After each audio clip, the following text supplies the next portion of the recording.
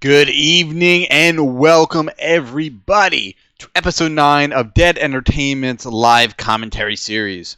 Bates here. With me as always is my co-host of the Way of Life Live podcast and fellow writer on deadentertainment.com, Ray Mungus. What's going on over there in Mungus land tonight? I'm alive, I guess. I'm bringing back the old intro where I'm happy to be awake. I'm very content with that. How's everything on your end? Oh, good. I'm excited over here. I'm excited to watch this movie again. Like I am brimming with joy and beer. God, I'm so glad that I didn't crush your spirit and cancel the episode for today. Fuck you! I would have done it alone. I've been at work today. I think I had 3 hours left on my shift, and I was, when you sit there and think to yourself, I can't get through this day, and you're kind of being dramatic about it, and you're gonna get through it. Well, I had that moment, except I legitimately was like, I'm gonna fall asleep standing here if I don't keep moving. I'm gonna fall asleep and just crash straight on my face, and that's the result of sleeping 2 hours and then going to work. Not fun. Yeah, I've done that a few times, and usually a big old can of balls helps that situation, or a Red Bull if I don't happen to have a balls. Yeah, I grabbed the Monster on break, and yeah, normally I ride that little buzz for a couple hours, but that thing was like, you know what? We're gonna do the exact opposite this time. We're going to make you more tired somehow. All systems shut down. He's trying to fuck us over with an energy drink. Pretty much, honestly. I didn't feel a goddamn thing out of that. I'm gonna write Monster a strongly worded letter. You gave me a bum can. It was a dud, guys. Oh man, yeah, I could definitely use one or three more of those right now. But I'm on my second cup of coffee, and that's the best I'm gonna do right now. Well, you're here, so that's all that matters. Exactly. So we'd like to wish everybody a belated happy Thanksgiving. Hopefully you guys enjoyed your family time feasting and, liquor, whatever you guys do for the holidays. Do you even remember your Thanksgiving? Yeah, I did. How'd it go? It was okay. My sister and her husband and my nephew didn't end up coming because my nephew was sick yesterday, so just my niece was here. So that was 3 less people, and it sucks because we were supposed to have, and then 2 of Tal's friends who were supposed to come didn't come. So we had 5 people who were supposed to come who didn't, and I had a 21-pound turkey. Damn, I'm coming over for leftovers. So, but overall, it was a pretty good day. I didn't drink that much. I got really full from food, and just trying to put any more beer down was just not gonna happen. Yeah, I could definitely relate. I had to work yesterday. I worked 6 to 1, which kind of sucked. 6 a.m. That was not fun. But the good thing is it got me out of a little bit of that, when your family is here and you're trying to get everything set up, but they're all hovering around the small kitchen. Yeah, that's never fun to deal with. I enjoy Thanksgiving once we all sit down and eat. That's when the conversation starts rolling and everybody starts, mellowing out a little bit. But that little crazy Christmas vacation type of hecticness is I could deal without that. So working helped me miss a bit of that. And then, everything got started. Everything was pretty chill. Ended the night with my cousin's 2 girls playing Spider-Man on PS4. And I'm proud to say that I think she's 4 now, but she is a Spider-Man savant. I'm absolutely amazed by how skilled at web swinging she is. And we barely taught her a thing. So I had one kid basically hanging off of my head and sitting on my shoulder. and the other one is swinging around New York City better than me. So it ended up being a really good night. I enjoyed everything, everybody's company, and now that work is done for the day, I get to relax a little bit and enjoy this movie. Sounds like a pretty good evening. Yeah, I can't complain. Can't complain. So that's what I guess we were up to yesterday. Family, all that good stuff. Unless you don't like your family, and then Thanksgiving is probably like the worst holiday. So obviously we're planning on doing, our next live commentary in December at some point. And we haven't quite decided what we're going to watch yet. Yeah, like I've been thinking about it, and like all the go-to holiday movies come to mind, but nothing's jumping out at me yet. Nothing is saying that's the one. Yeah, it's like, everybody does Black Christmas. Everyone does Silent Night, Deadly Night.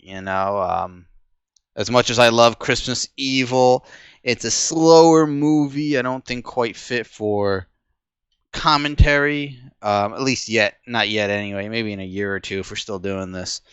We already did Krampus. That was our first live commentary.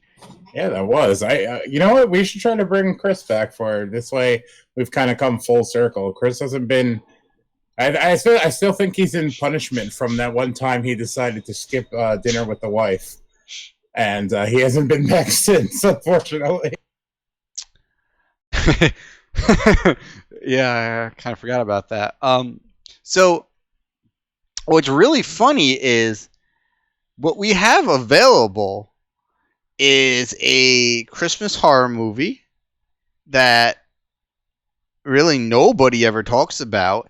It's a Christmas horror movie I haven't actually ever seen, but we have it here ready to go. Oh, I think I know what you're talking about. At least that didn't go to waste my efforts. Yes, I asked for this movie quite a while ago, and I just haven't gotten around to watching it, but I think it'd be kind of fun to go into this one, really blind. Again, it's nobody ever talks about it. I think I could be cool with that. I think that would be a good choice. Do you want to reveal it, or should we? Sure, it's not like anyone's ever heard of it. It's not like anyone's ever heard of it fucking anyway. Right? So everybody knows Silent Night, Deadly Night. Silent Night, Deadly Night, that's like one of the go-to Christmas horror movies. Everybody knows it. It had multiple sequels. I think they're up to like fucking 5. Might even be more. But before there was Silent Night, Deadly Night, which was 1984, back in 1972, there was Silent Night, Bloody Night. And it's just not a film anyone ever talks about. Maybe it's not good. I really don't know. I haven't seen it. I've seen trailers for it, and it looks like a good schlocky sort of flick. So I think it looks pretty gory, pretty grindhousey. So I think that would be a fun one. Yeah, absolutely. It's one that I haven't seen myself, but I've heard things about it along the way, and judging by the promotional materials, the stills and the trailers, and it seems like a real atmospheric movie. Is it going to hold up as far as quality goes? Who knows? You never know when it comes to those flicks, but one thing that's cool about these commentaries that we do is we usually have a relationship with the movie. We usually have seen it many times. So a lot of the stuff that you hear us talk about or jokes that we make, we've probably made 10 years ago when we were watching it for the first time. Like we're not scripted or anything like that, but we've been doing this as a friend, as sort of a friendship thing for a long time. So it's always cool to go into a movie blind and you're not knowing what to expect exactly, and it comes off this a little bit more natural. So that I think that's going to add an interesting element to the commentary, and hopefully we get some lazy asses to join us next time. To this time was a little bit last minute. Planning everything for this commentary. Yeah, well, they're all lame anyway. Big old I lame-o agree. pants. I completely agree, and they're missing out on a fantastic movie, a movie that is going to sit with them for years to come, because that's basically what happened with us. Like, I'm almost afraid to watch this again because I don't want to lose that element of what the fuck did we just watch from the first time that you and I watched this. Oh no, it's going to enhance it. Probably. This second viewing is going to enhance this film to new levels we didn't think possible. I'm positive of it. Either way, I'm excited. I'm down to revisit this movie. It's going to be fun, and I'm looking forward to checking out a flick that I've never seen before next month. So we're going to nail down the date at some point over the next couple weeks, and we're going to do it live. Fuck it.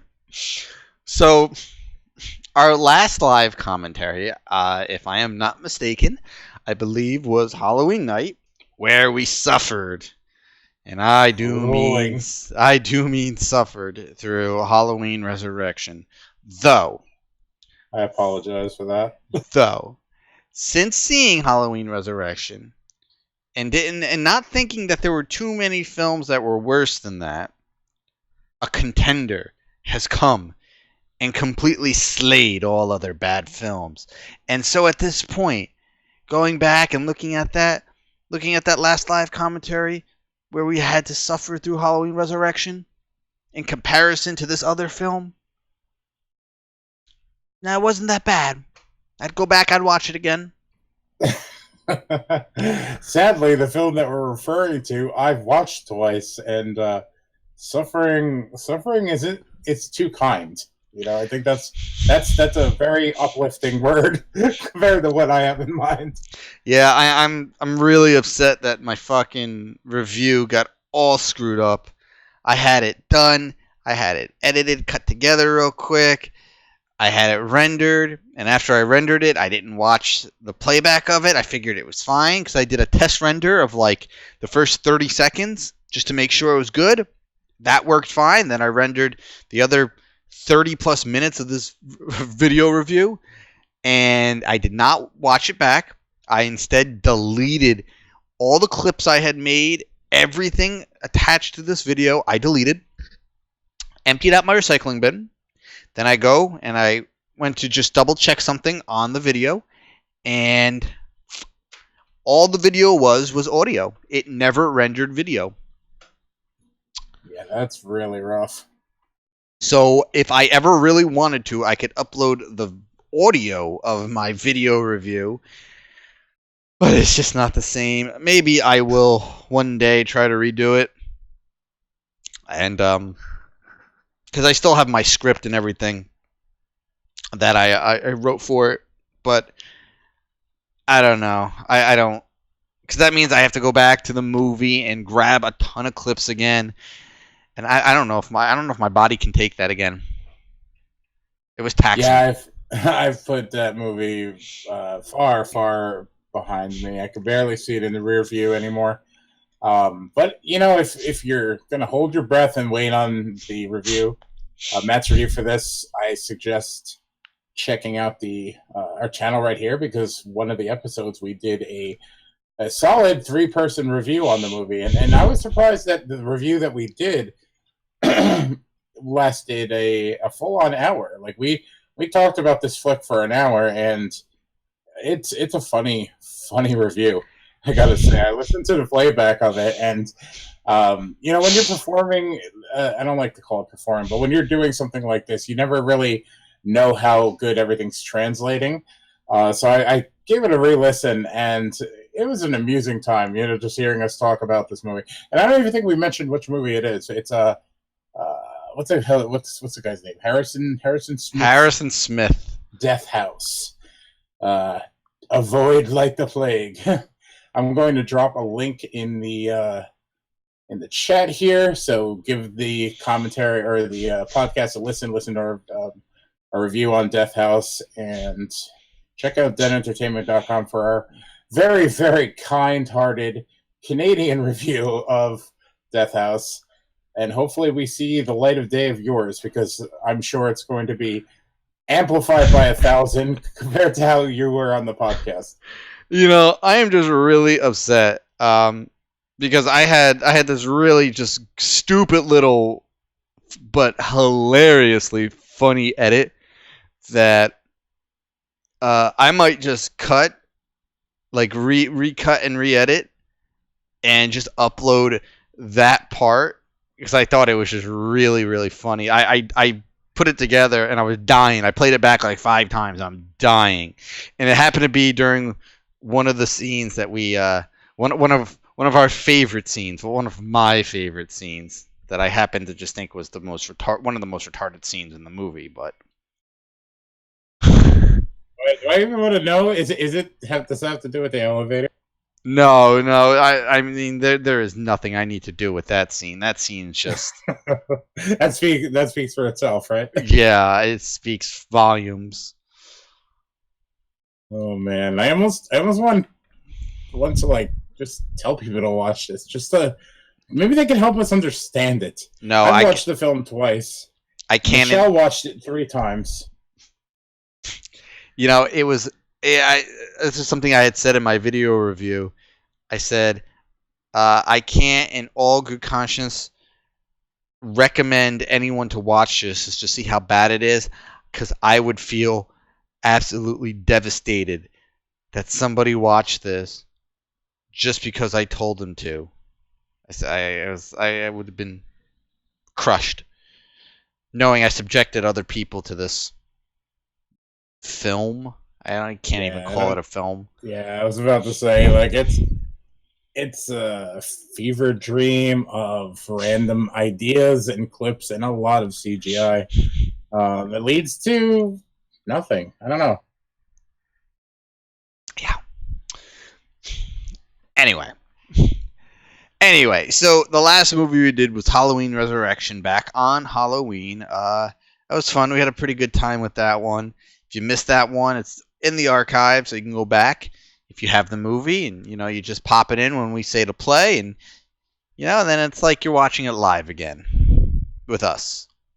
But you wouldn't want to watch that movie again anyway, so. Yeah, just, I don't know. Just know what you should do. Just click it. Let it play. Like, go off to make some popcorn or something. Watch something on television. Make sure YouTube's muted so it doesn't interrupt your television. And just enjoy it. Or, you know what? Download it.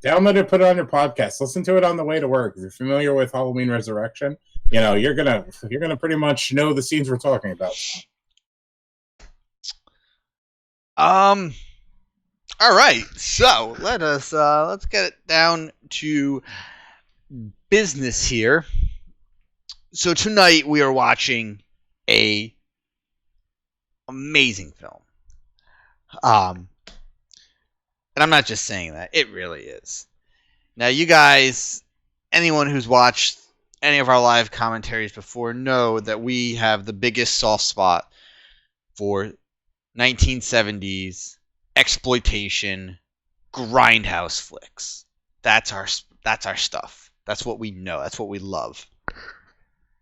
We've done many of them on the live commentary series already.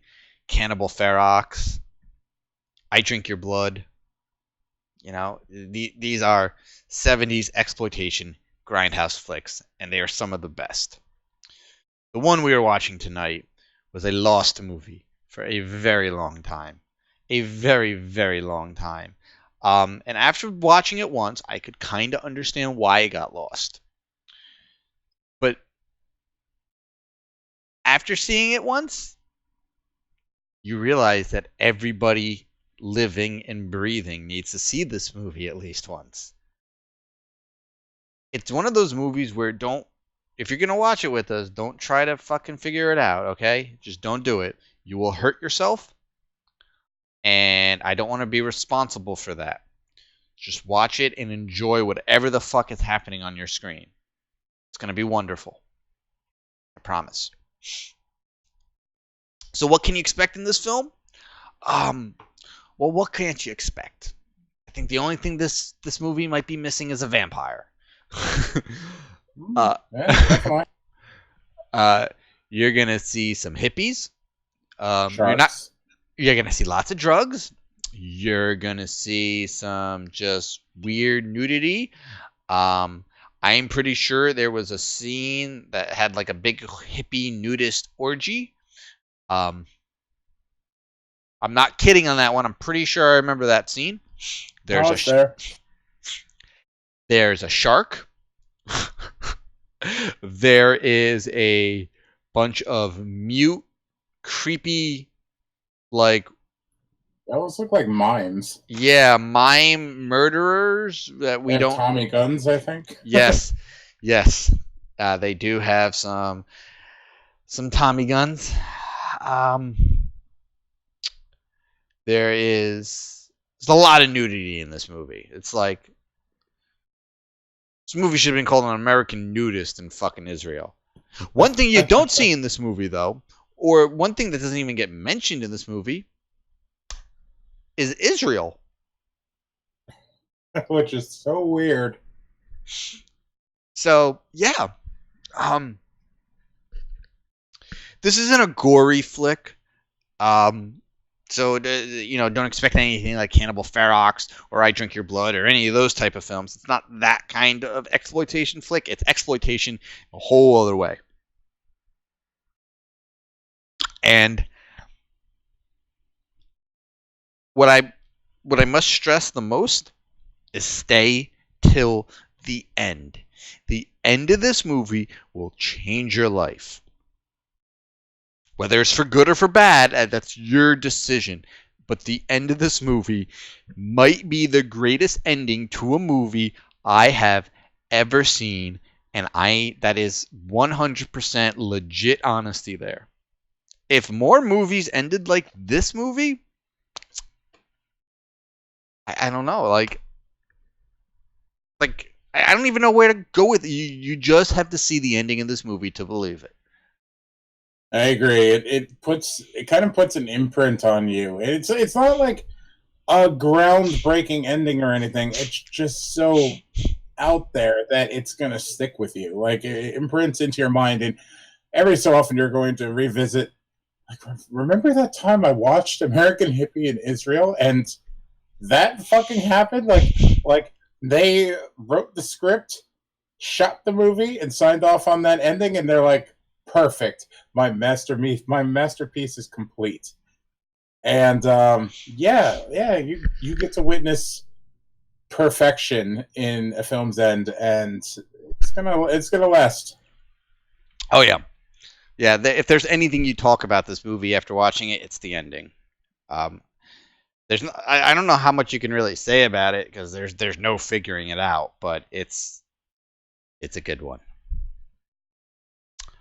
All right, so I think we're just about ready. We're going to go ahead and play our little goofy little intro here as we get settled in. I'm going to take off my sweatshirt because my basement is a little toasty right now. I'm going to crack open another beer and maybe go get some trail mix. And we'll be back in, I don't know, like a minute, and we're going to start the movie. So enjoy the little intro here.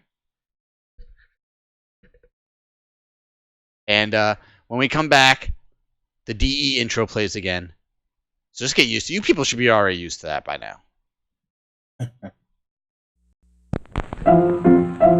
Let's all go to the lobby. Let's all go to the lobby. Let's all go to the lobby to get ourselves a treat.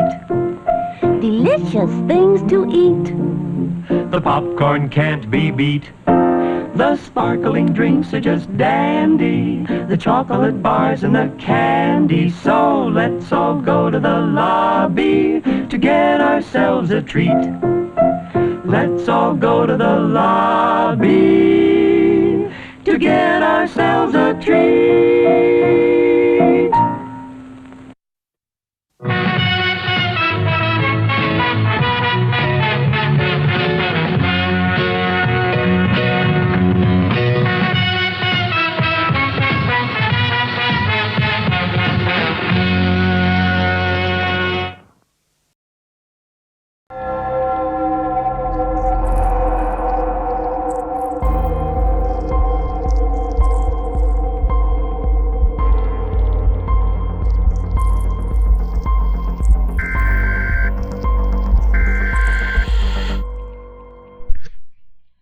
Okay. So, just want to remind everybody, we do not stream the movie on YouTube. We can't do that. If it was a public domain film, that would be okay, but this film is not public domain. And as most of our films aren't. But as I said, that's okay. Because this movie, somebody was kind enough to upload the entire thing on YouTube. And as far as I know, there is only one version of this movie. And yeah, so, you can go click start on that when I say start. And you'll be watching the same version of the movie that we are. Yeah. Let's see. So basically what we'll do is I will give about a 5-second countdown, and that's when we will hit play when I hit 1. And then you hit play on your end. Then you're pretty much synced up with us, and yeah, I don't even know why I gotta fucking explain this shit anymore. You people know the drill. Alright, so I have to do things a little differently today because this will be one of the first movies we're watching where there's just no subtitles. And usually I watch my movies either with no volume or just the littlest volume, and I just read the subtitles. This time I can't do that, but that's okay. I think I should be okay with what I have to do. How are you doing over there? You ready? Yeah, I'm psyched for this. It's been a long time coming since we revisited this, and despite the rough day at work today, I'm really glad that this is the movie that's gonna cap off my evening. You know what I mean? Oh yeah. All right. So we're gonna be starting here, and give me 1 second.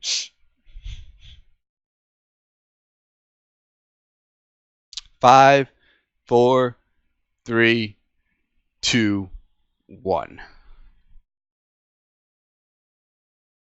That's a great opening shot. Just boobs. You cannot go wrong with that. Just boobs. First thing you see, titty. Alright, let me see if I can get some volume here on my side. The legendary Asher Tizafat. Tersfati. Shmuel Wolf. These guys have the best names. Scylla Carney. And there's our first normal-looking name. Oh, singers. Fran. Just Fran. He saw the whole movie and was like, "No, just put me down as Fran. They'll never figure." Got John Stodel right there. Shmuel Levi. I guess there are. These actually are like Jewish Israeli names. Yeah, for sure. All right, give me 1 second. Let me see if I can get some sound here. All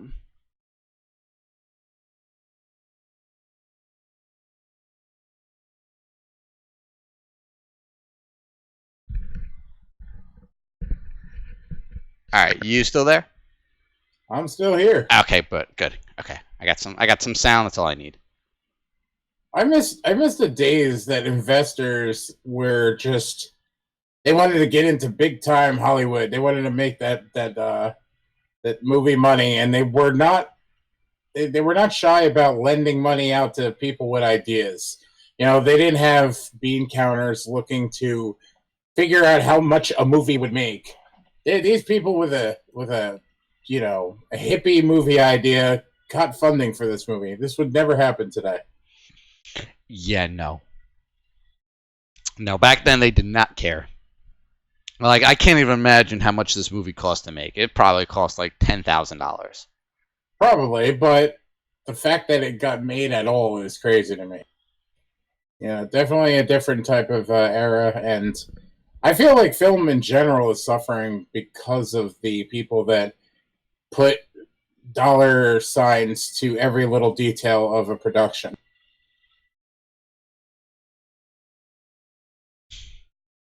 Yeah. Well, you Here know. we have WWE's Elias. It does kind of look like Elias. Maybe he's seen this movie. He's like, I got a great gimmick. I like how they ADR'd the yawn. Everything is 80 yard in this, I think. Everything is ADR'd in like every 70s exploitation flick. I almost want to make a modern day flick and ADR it just like the old days, just to give it that flavor. And keep in mind, they are landing, but not in Israel. Well, It's no, it might have been. There was a plane that had like the Star of David on the tail. No, definitely, but the production kind of avoided the whole mention of Israel, like you mentioned earlier, and they keep that whole concept open ended. You know, this guy is leaving America because he has like radical ideas. He's not happy with the way the country is going, and he's going to another country to try to live out his far out ways.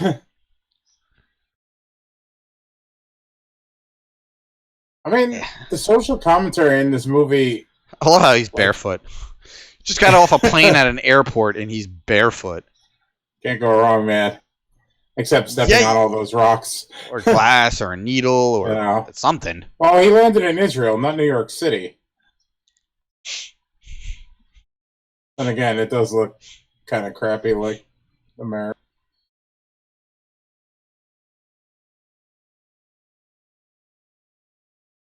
No, yeah, it's definitely Israel. There was Hebrew on a sign in the background on that scene. Oh yeah, no, I have no doubt in my mind that that's where it was shot.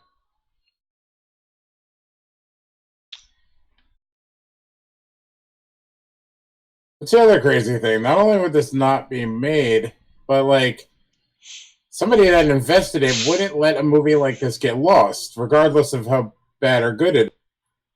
And this one just kind of it had its moment and then got tucked away in some chest for years and years until the folks at Grindhouse Releasing put it back out on Blu-ray. Look how mad he was that truck didn't stop and pick him up. Fuck you, truck. He is pretty judgmental. Hey, honey, got a sister?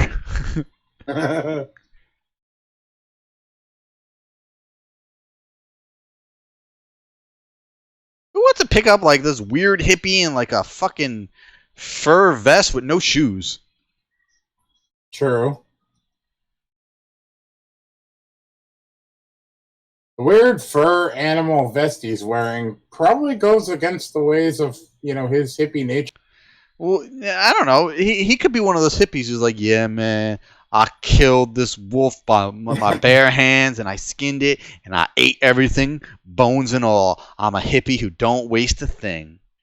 In that moment, the wolf and I were one. yeah, exactly. Yeah, no, you make a good point. He could be one of those hippies. Dude, look, it's Barb. Certainly had Barb sunglasses, but...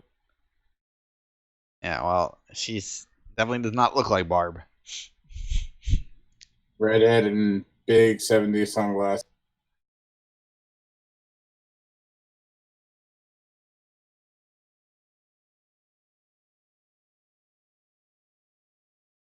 It sounds like they recorded this dialogue in a small bathroom. Okay, so it's like my audio is really low, but I can still like understand some of it, and it was sounded like it was coming through twice for me. It sounded like it was coming in like some echoey stereo, but I'm guessing that's just how it was recorded.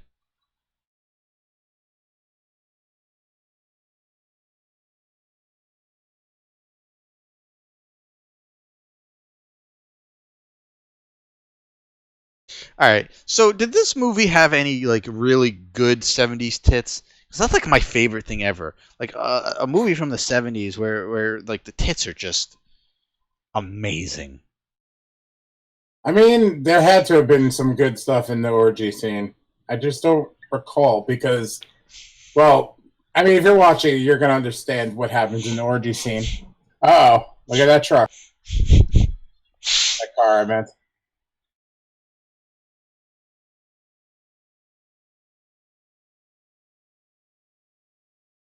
I like how you didn't even see them get out of the car. They just like And they pulled up and they were just standing out.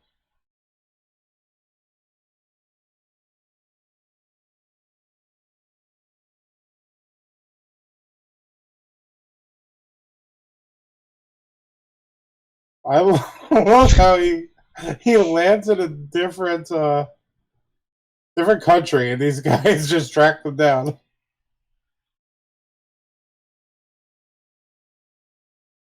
that wasn't very hippie-like.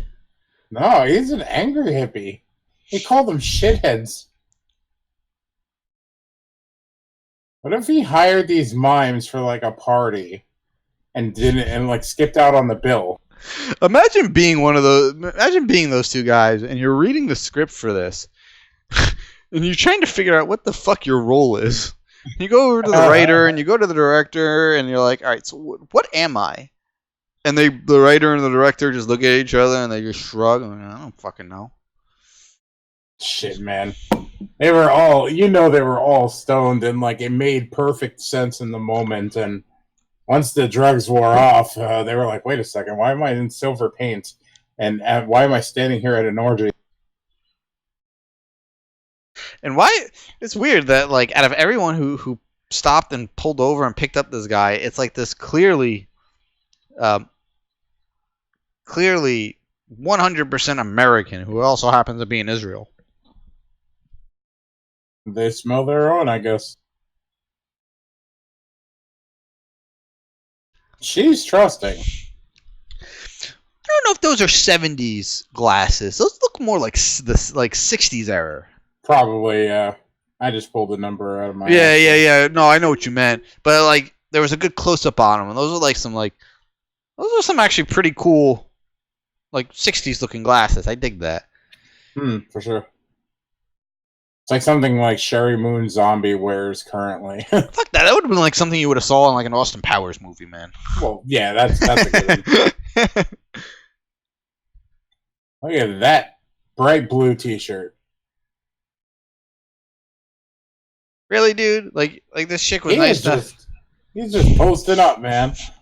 This chick was nice enough to pull over, pick your dirty ass up. You go into her house, and then you're gonna put your nasty fucking dirty hobbit looking feet up on her nice 70s couch. And just throw his clothes around. Oh, like, yeah, seriously. this is my spot now. Touching her shit. In your blue tank top. He's aggressive. Like, he's nosy as hell. And I wouldn't invite him over, especially after that little mime meetup. Because, like, you don't know what kind of baggage is going on. You don't know if they're following him. Well, they're clearly following him, but you don't want them to follow him to your house. I would have let him out.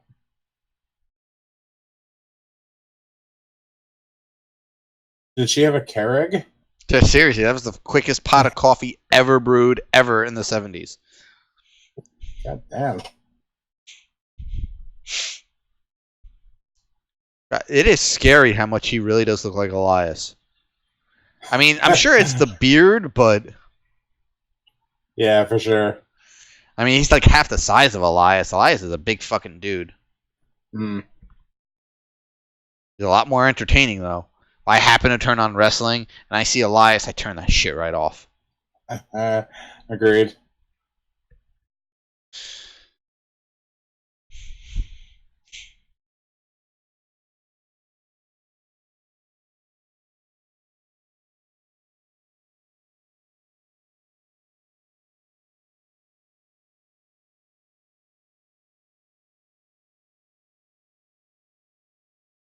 Like the feng shui she's got going on in her house.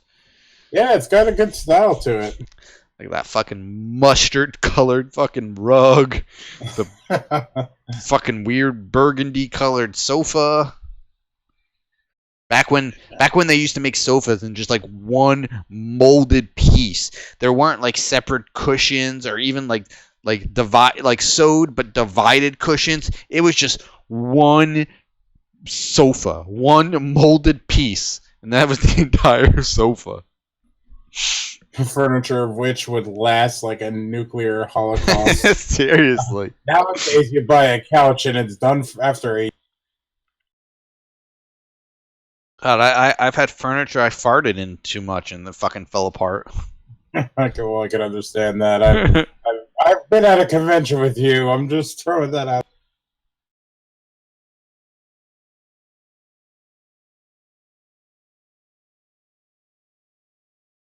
Love that stock footage.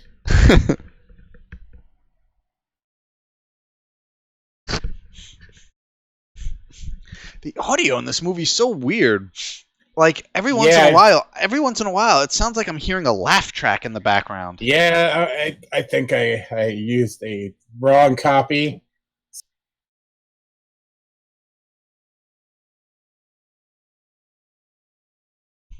I was like, I don't remember a laugh track in this movie. I think it's one of the features on the Blu-ray. I put the case away already, so.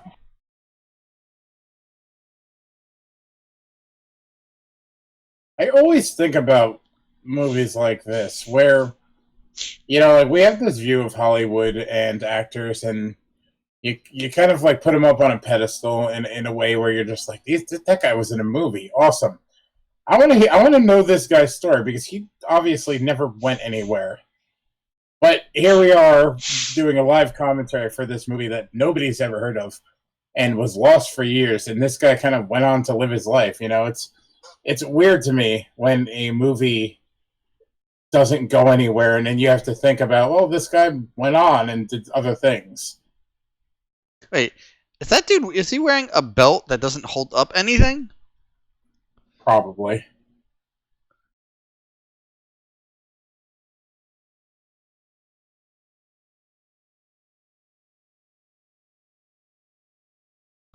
Does the Blu-ray seriously have a version of this movie with a laugh track?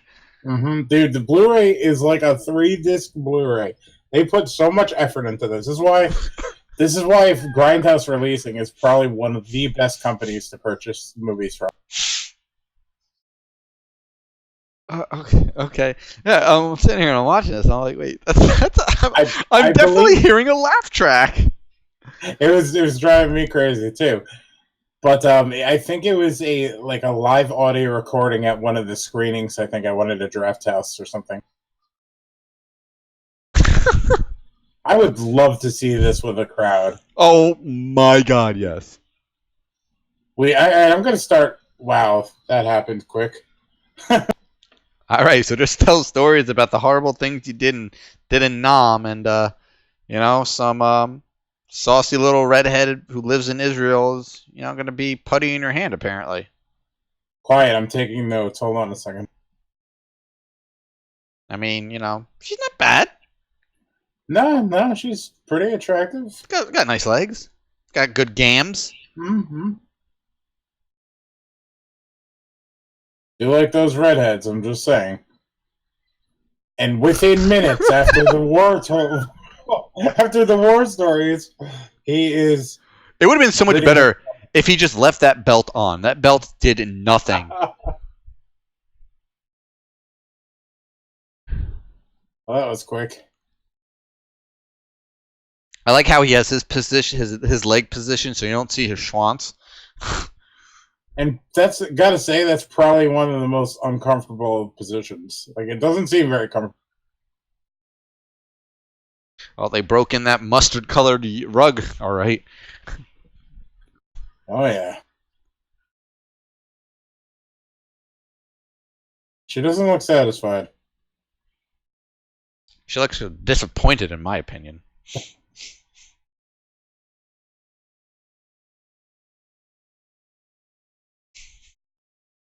He probably smells like a fucking just dirty ball sack too.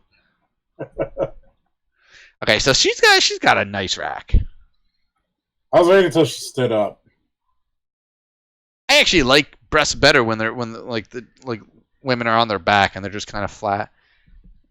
I don't know, just You like that Why is she tickling him? I don't know. What was she spraying him with? Probably some sort of cologne, some sort of deodorant of sorts.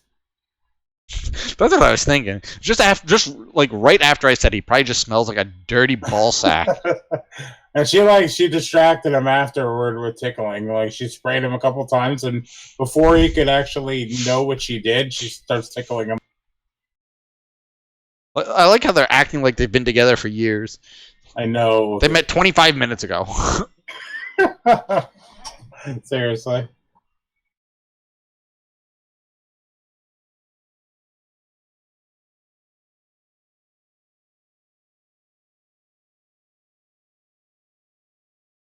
I love that she's like changing clothes. I think her clothes are changing, but this hippie dude's, they're the same.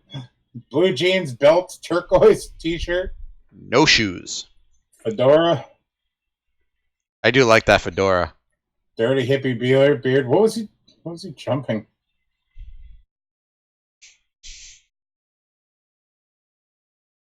It's like she met him and her whole life has changed in a fucking half day. You know what's really funny though? Like, look at all the extras. They're staring at these people like they're Hollywood Oh, dude, look, it's the stars. Iron Sheik in the background. This movie is bullshit. Oh, there he is. There he is. And then two became one. No, you can tell I'm tired. Two became four.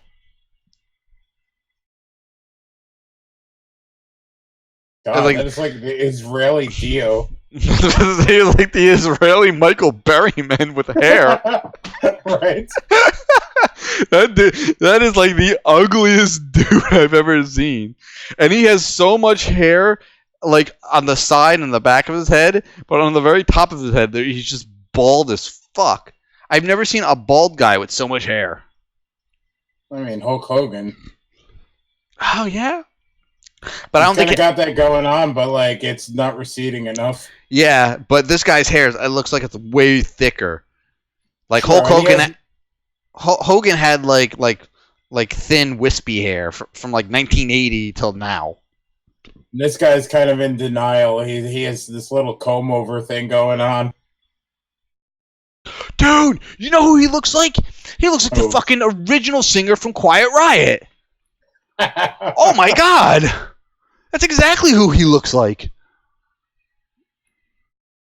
How did they influence this many hippies out of Yeah, like nowhere? how did this just In happen? Israel? How did this just happen? They came across like this like cult in like white robes, and all of a sudden they're now leading this cult. Yeah, and they were already set up. Like he went to the store and bought cult members. He didn't have to influence them. He didn't have to really do much of anything. They were like playing hippie shit in the middle of the park, and they're like, "Yo, let's be a cult on the beach." Now they're frolicking on the beach. They were happy in the park, and now they're frolicking in the beach. That's next to like a fucking looks like a nuclear facility or like a waste dump or something. Right. So, like, with each scene that passes, that budget of $10,000 that you said is going down in my mind. Oh, I don't think so.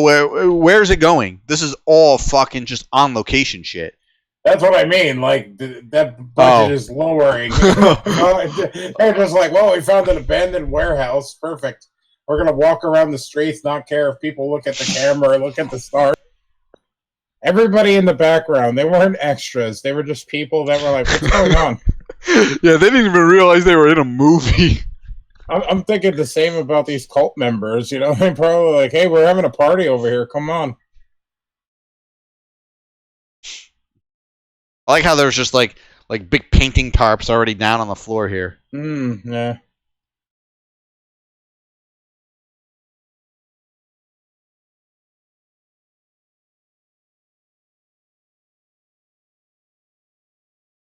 And that's where he set his sights on his guitar.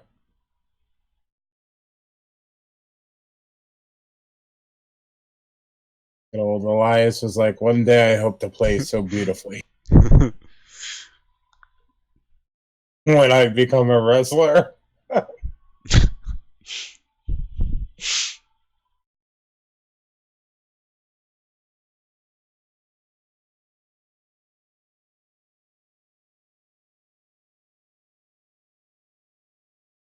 Like, is this camera guy thinking he's being all artsy right now?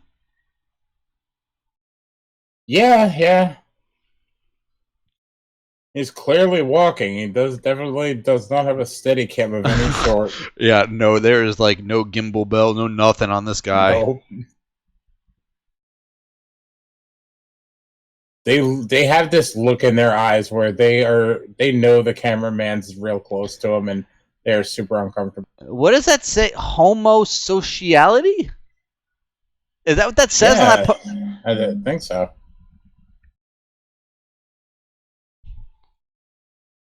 Oh, that guy that's with the beard and the other turquoise shirt, he looks just like a friend of mine. He looks like any member of any rock band from the 70s. Yes, but my friend is This guy.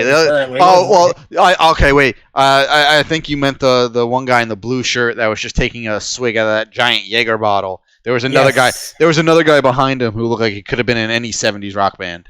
I mean, basically everybody here looks like they could have been in the 70s rock band. And man, Elias had some real stoned eyes right there. He just lit that joint. It's good to know Jaeger bottles haven't changed in 40 years.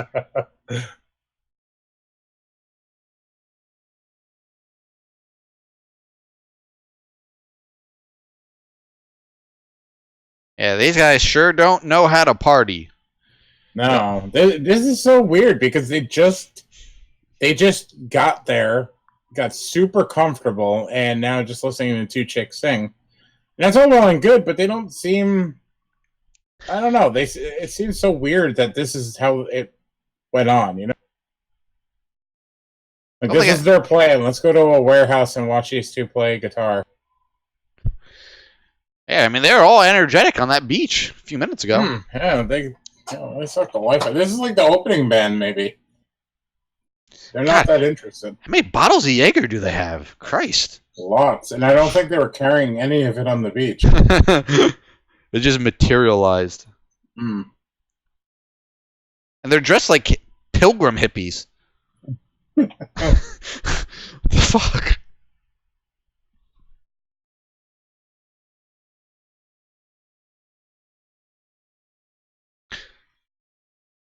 Our dude in the red fucking vest. You're clapping. You don't even know what they were saying. You don't understand it.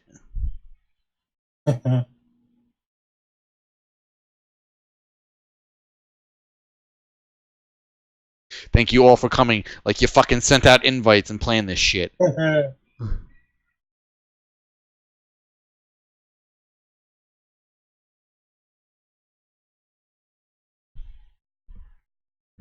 got. God, he is an. God. He looks like a cross between the lead singer of Quiet Riot and the dude who played Jaws in Moonraker. That guy from Scary Movie 2 with the hand.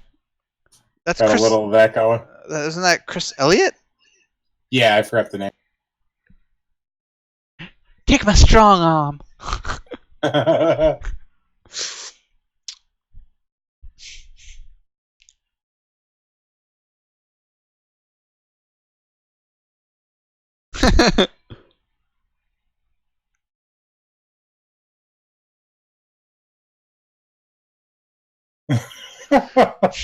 What the fuck? Go south about 20 kilometers from this place.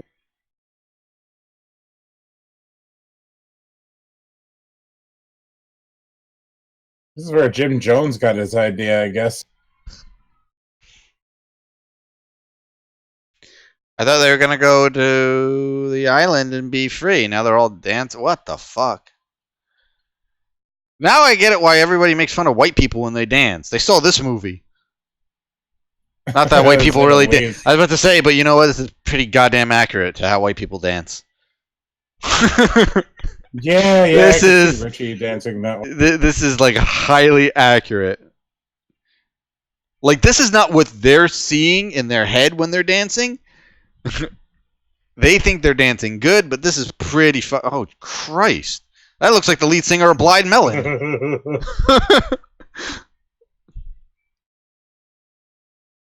This is so bizarre. This is a movie that got made. and released, and I am so happy for it.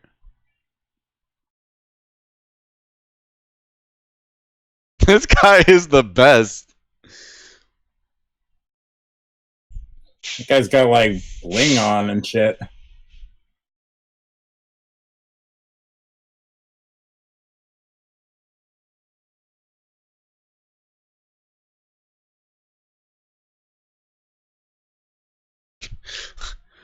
They're like, all right, we need to stretch this movie out. Let's just film this for 10 minutes.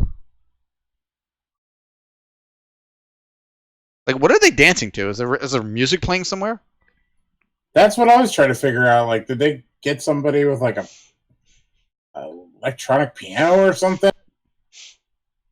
Like, did they hire Iron Butterfly to fucking play? What's going on here?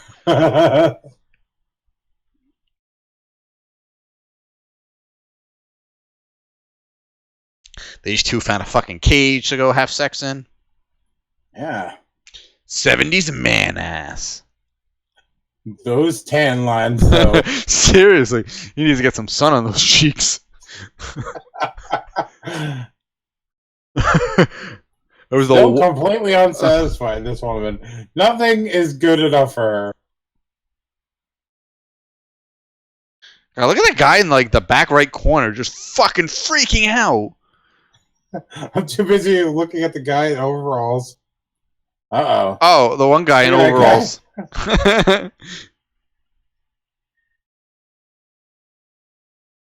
Nice neckerchief.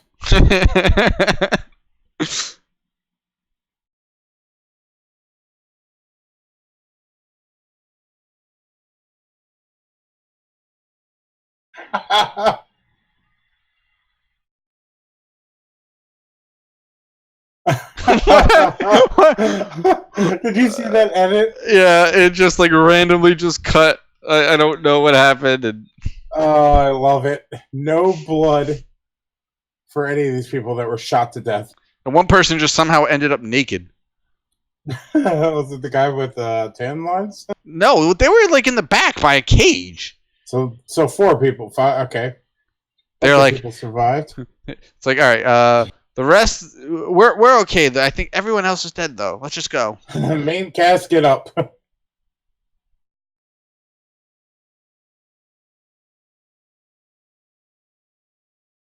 Murderers.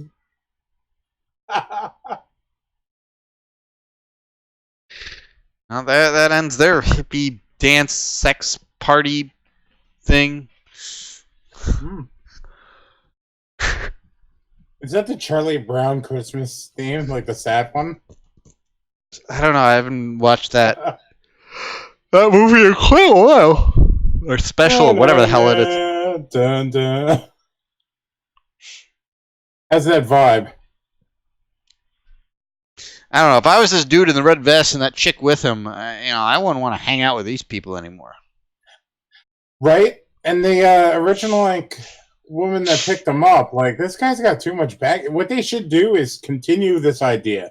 It's a good idea, but get rid of the guy that has people after him. Yeah, seriously, she's a trooper. That time we had a cult once, babe. We did the best we could.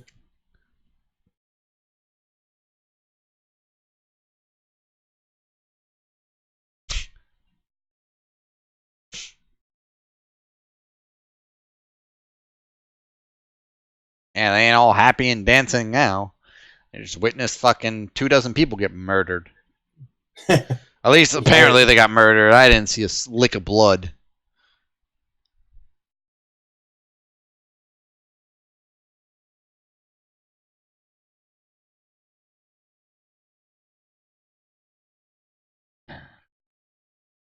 It was hard to tell if they were really driving in that previous scene. It looked like right? It looked like some sort of moving background. Right.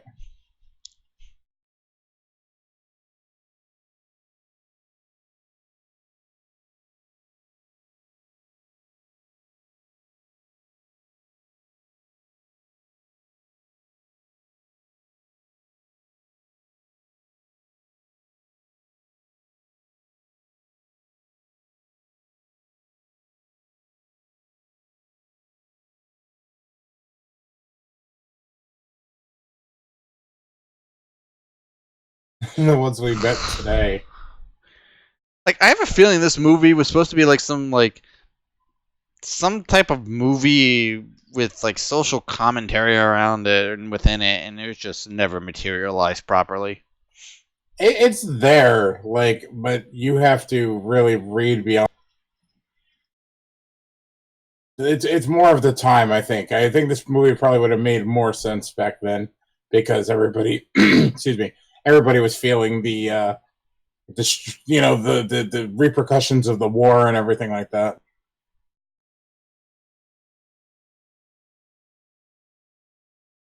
I just love that this seemingly happens in a day.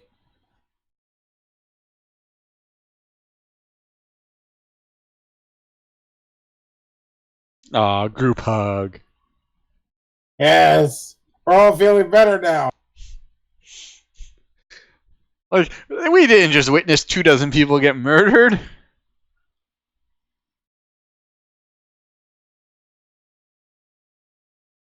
Kiss everybody. God, this guy actually directed a movie. You know what I mean? Like, all right, I want you to kiss this person. I want you to kiss that person, and then we're gonna keep alternating. Hey, this movie makes a lot more sense to me than fucking Death House. Yeah, it has some establishing shots, and it's a hell of a lot more entertaining. Yeah, seriously. And there's titties. And it didn't need 24 old horror stars to be in it. Look.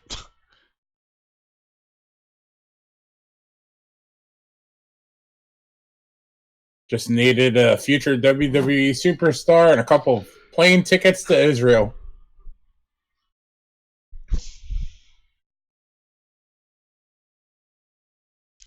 I love how so much of this movie is just nothing. Exactly. Like the dancing and the music playing on the day. Like everything was made up on the day.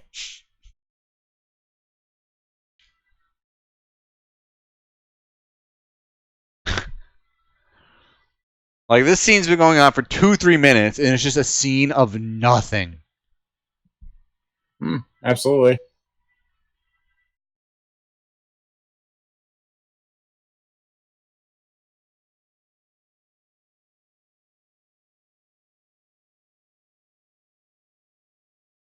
Soundtrack is funky.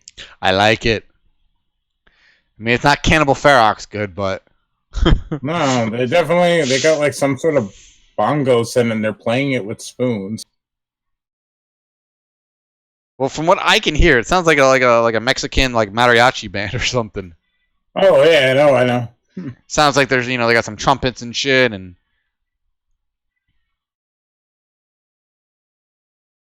Very fitting for an Israeli landscape.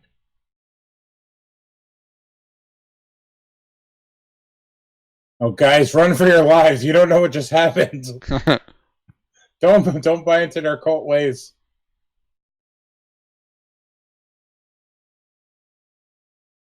Nobody knows what's going on. They have no idea this is. Yeah, right.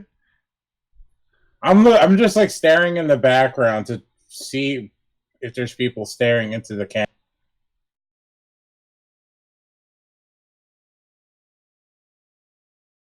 Yeah, I don't think so.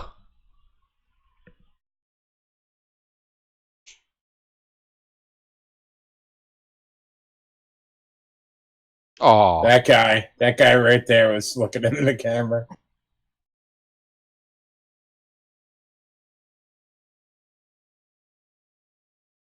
All right. No goats. Local flea market to buy a goat. No goats were harmed in the filming of this movie. Your brother would be happy. If they were, they're just going to be part of that guy's jacket, and they're going to eat every little bit of it. Well, it wouldn't be a 70s exploitation flick if they didn't brutally murder a real animal on screen. Valid point.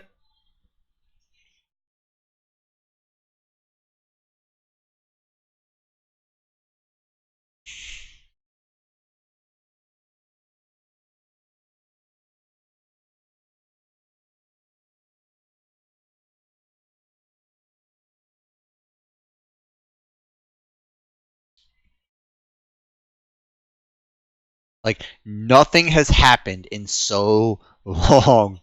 You're lying. They bought a goat. Okay, can you really say that's something happening? Oh, God. If you and I went for a ride tomorrow and I bought a goat, I think we'd be talking about that for a little bit. If this guy falls off the car, it would have been amazing. Well, maybe in Israel in the 70s, going and buying a goat was normal, and they wanted a pet, and maybe they didn't have pet dogs or cats. Pet goats were the thing to have. Well, they're going to soon have pet sharks, so.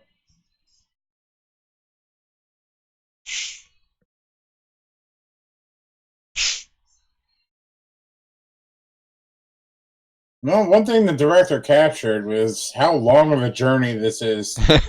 What was it, 20 kilometers south, that hippie? Yeah. This guy is laughing and smiling so much, and yet he is so high. God, I would not want to be on the wrong end of those chompers. Oh, God. This guy does not practice automobile safety in any sense. Yeah, it seems like if you bring him out to dinner, he'd be like standing on the table and shit. No table etiquette whatsoever. And what's worse is he's not wearing shoes.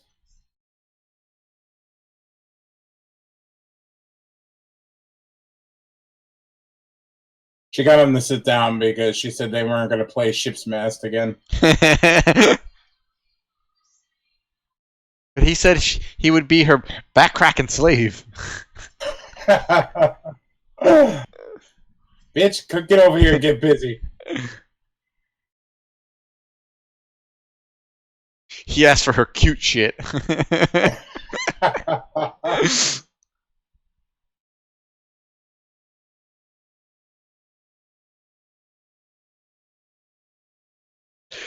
Even a hippie needs a nap. Oh. Speaking of whipping, what is it? Where does this come from? I don't remember this scene. This is a hippie dream? What do hippies dream about?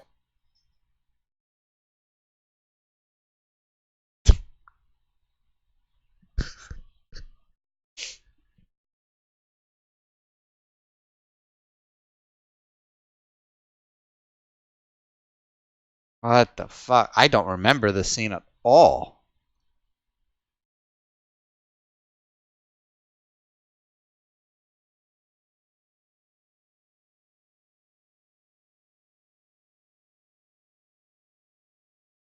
I feel like we're missing, dude. Like, this is like this had to be an album cover shot.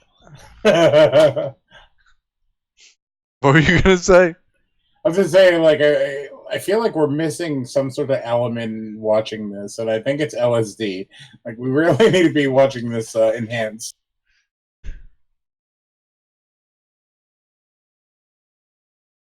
So it's like it could be narrated by like Susan Sarandon, like for $20 a day, you could sponsor this family.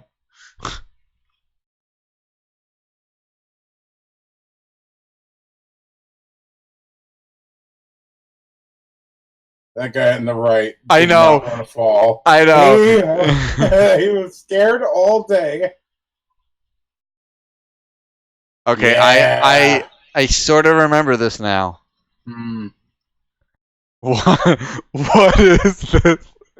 This is where the budget went, my friend.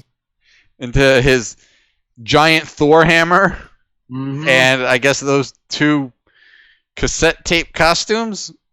Yes, and this is where those video games got those like hilariously large weapons from. They seen this movie and they're like, "That's a great idea." So I wonder if he legitimately couldn't get up the hill the first time, and they just were like, "Keep going, keep going." Oh yeah, 100%. They did not do a second take for this scene. They're like, "Just roll, we're rolling, go." So that's where Ronan the Accuser got his weapon. Yes, exactly. That's an early prototype for a phantasm ball.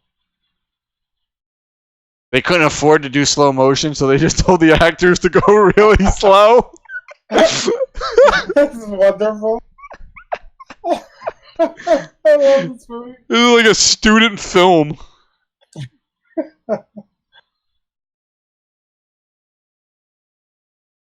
This is this guy's legacy, man. This shot right here. And he is performing with such vigor. Like, he is taking this role completely serious.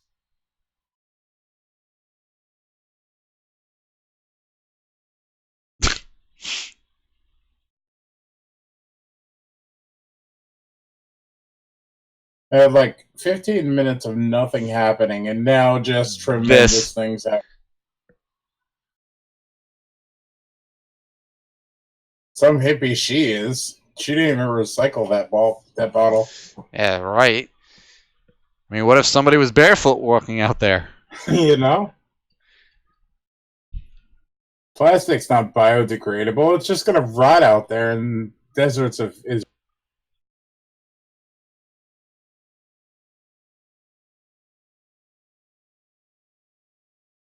I always want to know the joke that we missed.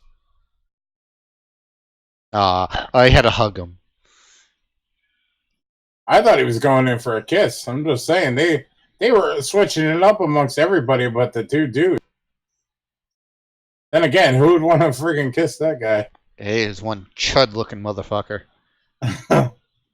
They had to pay the girls premiums to get with him for a second. Yeah, I mean, she's like this chick.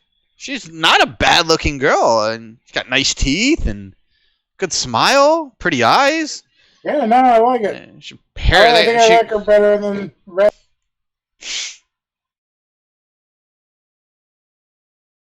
I like how they just say, yeah, let's just get naked. Why not? They're hippies. They can do whatever they want. They're free. To like take my goat while I get naked.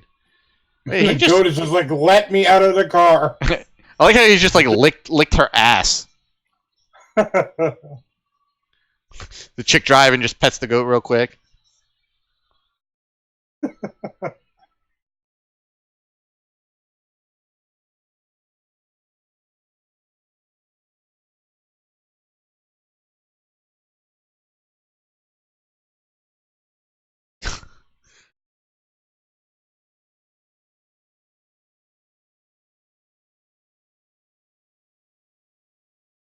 Aw, they ran out of road. Oh, Christ. God damn. That escalated quickly. A little bit. He's like, alright, just do donuts while they bone in the back seat.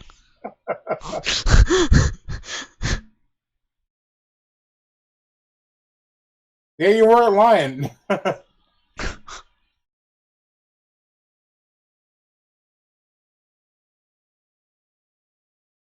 Apparently, like, freedom to these people is just doing random bullshit. I like how he carries the goat. The goat's like, what the fuck? Terrifying.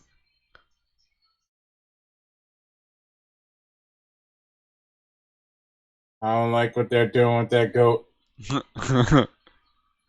I don't like their intentions. Where'd the goat go?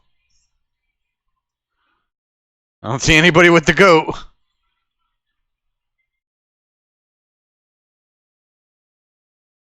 Hashtag, where's the goat?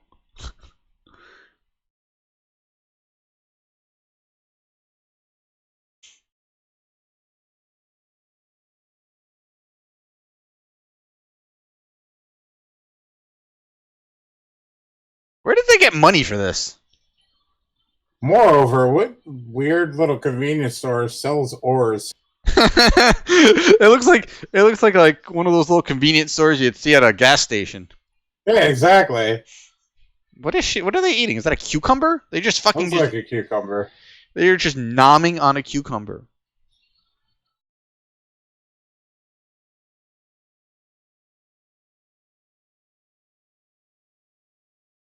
He is going to town on that thing. Oh man, he likes cucumbers. Yeah, there's a lot of phallic-shaped things in that box.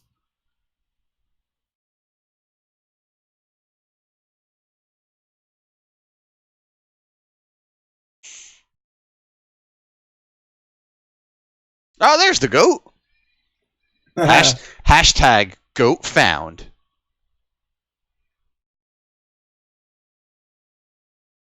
But they put him in the trunk for a little bit. If they sacrificed them. Not yet.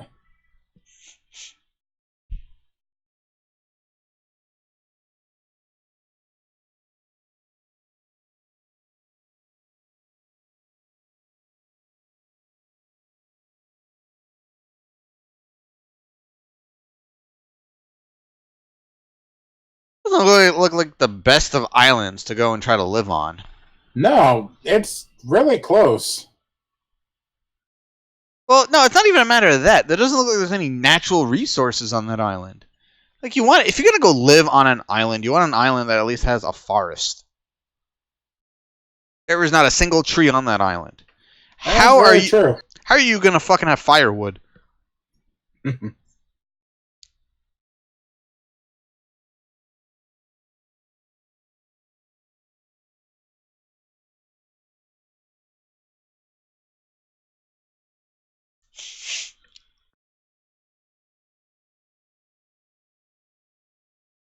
That guy is excited to be coming. They better check for some uncontacted tribes just in case. You all know what happened to that person recently. Yeah, lo and behold, they didn't realize that's North Sentinel Island. Dude, it's so crazy. That story broke a couple days ago, and like 2 days prior, me and John were just bullshitting on Discord, and somehow I got onto the topic, and I was telling him about North Sentinel Island. I've been following the whole uncontacted tribes for a long time. Like I forget what the name of the company is, but it's a preservation thing that are big on like preserving those societies. But I've been following it for a few years now, and I just recently read about the North Sentinel Island, and it's so utterly fascinating to me. And then this stuff happens. Dude, you gotta see. There's a video on YouTube with people, making contact with the Sentinelese, and they're just hurling coconuts at the natives. And there's this one part in this video where somebody nails one of the women natives right in the back with a coconut. She just fucking she just gets wrecked. That's so awful. Like, no, it wasn't on purpose. They were like giving them coconuts like as I don't know, like I guess as a peace offering. Yeah, but there are vastly different societies that take certain gestures differently. No, they were pretty happy to get those damn coconuts. Why are they wearing bathing suits? These people are naked, like half of this movie, and they're like, oh, let's put on our bathing suits. They're very color coordinated, too. Yeah, they are. All right, so wait, Yeah. You're going to tell me this dude doesn't own a pair of socks, shoes, sandals, but he owns a fucking bathing suit? And, they both matched up. So they're consumer hippies, too. They want to, be in style with each other. There go the bathing suits. There they go. Those didn't last long. And the dudes were the first one to put them off. Nothing says freedom more like getting naked on a really crappy island. It is pretty crappy.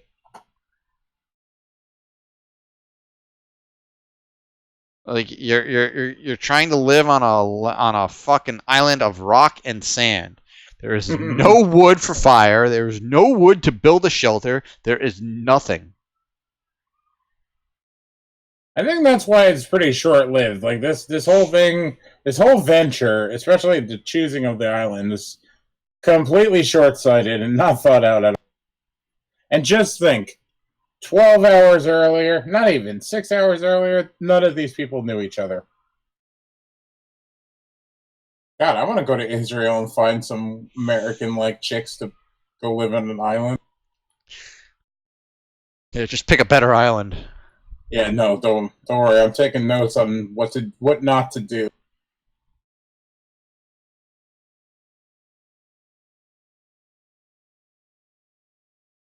I would have taken care of those mimes too.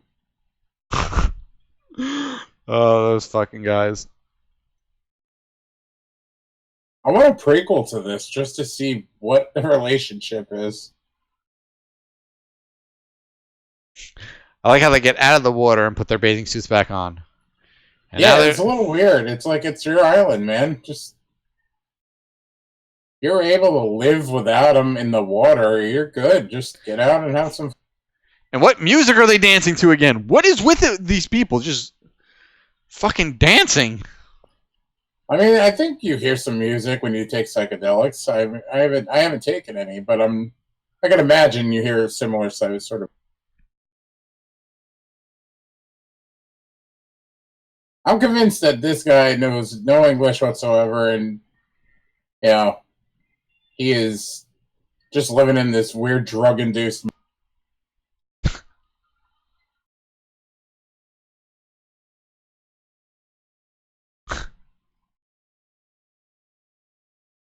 The whole time the director's just screaming, "Don't look at the camera! Don't look at the camera!"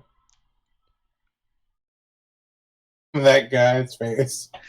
Dude, like His mother didn't even like that face. So at the end of the day, this movie is, let's see, how long is this movie? 95 minutes, I think. Alright, 60 of it is just dancing. 60 minutes of this movie are the characters dancing to absolutely no music.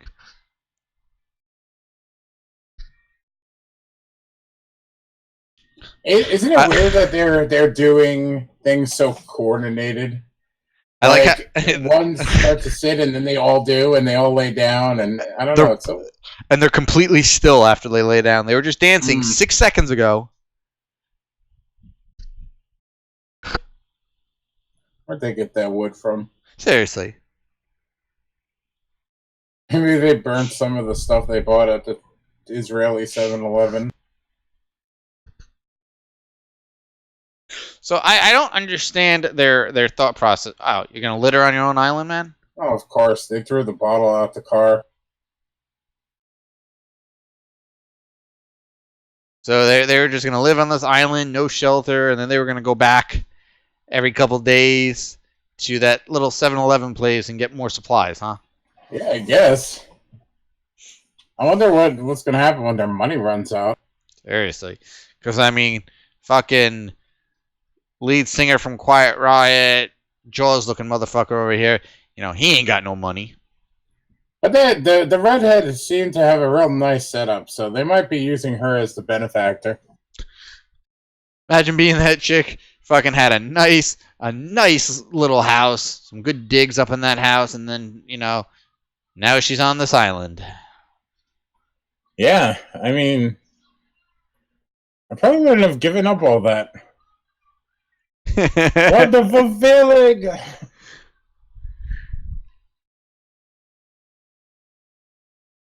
Looks like that island's pretty cold at night. Bet you guys wish you had some clothes. Yeah, well, knowing how backwards they are, they're probably going to take them off when it gets cold. Puny ass little fire. I have candles. I put out more fire than that thing. Yankee candles? Oh, of course a Yankee candle. What other candle is there? There is no other candle. There is no candle, only Yankee.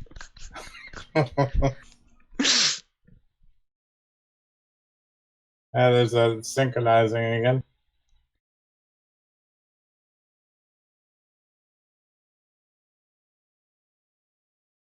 This is a protest of wars, but they're like shunning all of society, like society's advancement. But littering's okay. This whole thing could have taken place at Redhead's house. They could have staged this anti-war revolt at her house and still lived comfortably. No, let's sit on a bunch of rocks.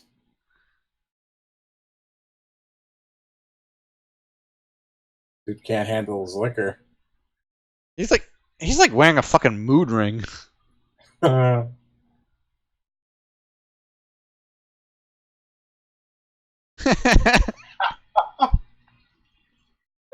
World, you're so full of shit. This is like the best monologue ever in film history. If I ever take acting classes, this is one I'm going to repeat. Oh my, yeah, this will be, yeah, definitely. God, I almost want to do it anyway, just for the hell of it, and throw it on YouTube.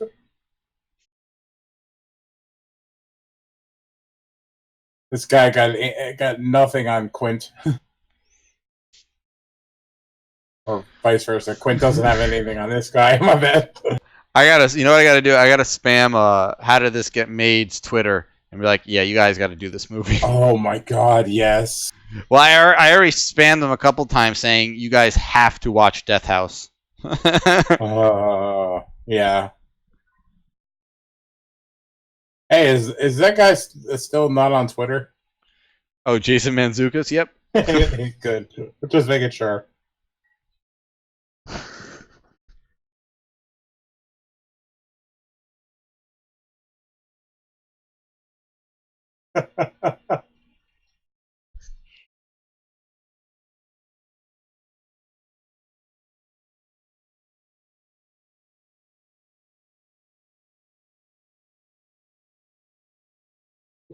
Oh man. I think Trump copied one of her speeches.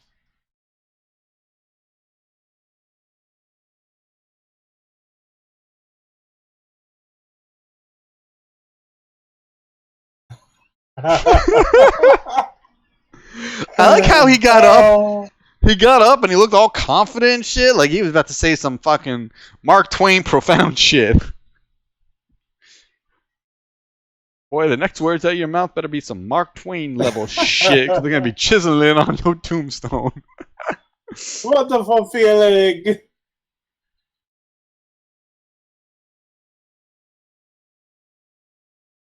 I just thought about something. Where's the goat?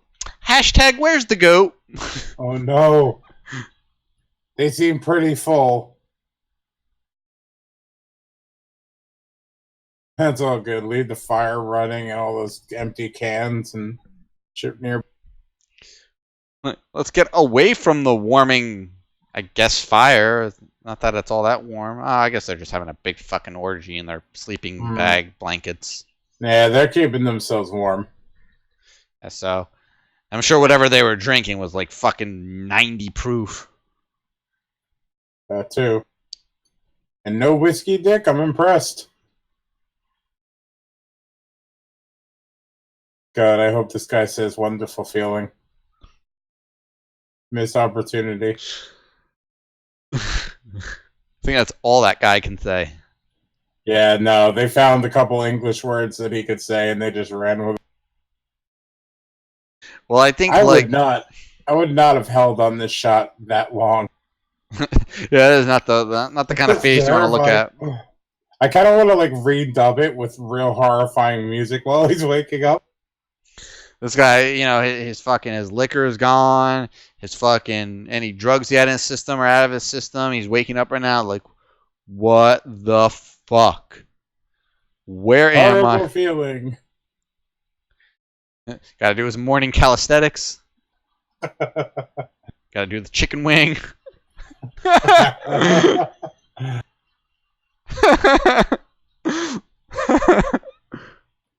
God, his feet. Like, look how rocky this island is. The running chicken wing. This reminds me of like the little workout fucking Pee Wee Herman would do every morning. I think that stuff just kicked in, Silent Bob.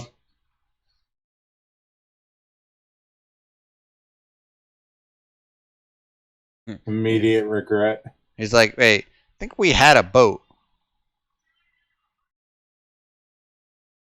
I think this dude's Italian. That's possible. Because I think that's what he speaks. I think he's speaking Italian. He ain't got nothing on Ricky. No. There is only one Ricky.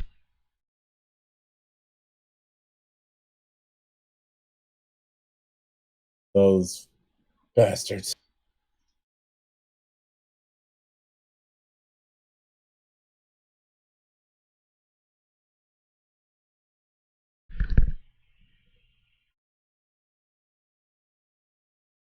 Yeah, I'm pretty sure he's speaking Italian. It does sound Italian. The ugliest Italian I've ever seen.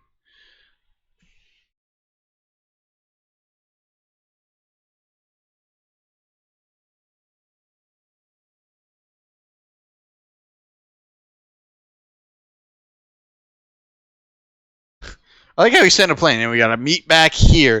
Dude, you could fucking walk around that island in 16 seconds. Quick swim over. You'll be good. I thought they were going to split. They should have covered more ground with individual.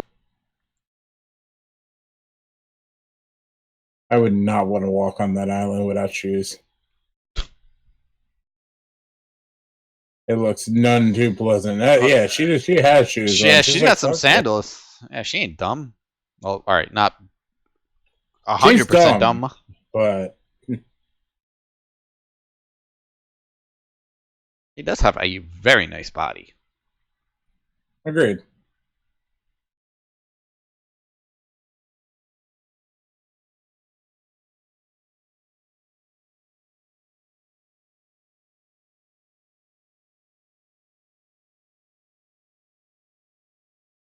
That's a nice shot. I like that shot. Yeah, there's some decent stuff in this movie, but overall, badly shot.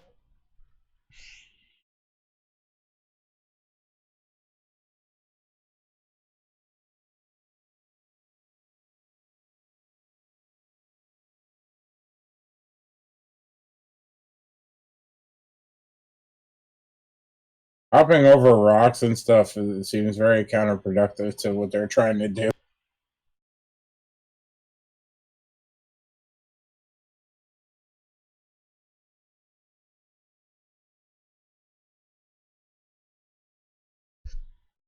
What are they trying to do? Are they trying to find the boat?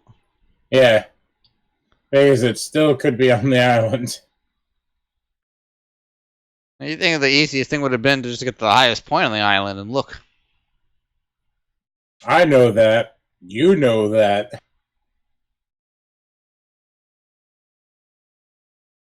I'm gonna just yell to that camera guy up there and be like, hey, do you see a boat anywhere?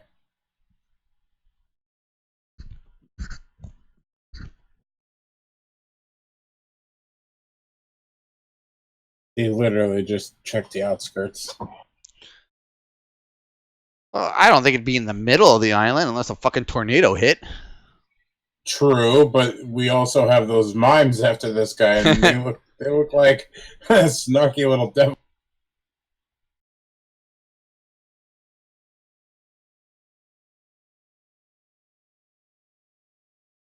Where's the goat at? Hashtag, where's the goat?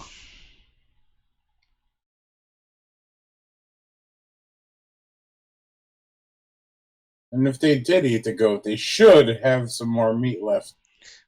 Well, I mean, it's not like they can refrigerate it, so they would have had to make a shit ton of goat jerky. True.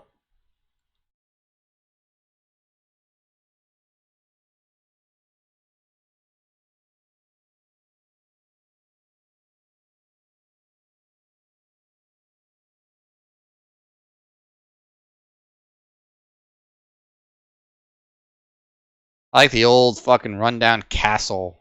Or look like a church, honestly. Yeah, that would have been cool to check out. Oh, I love that zoom push.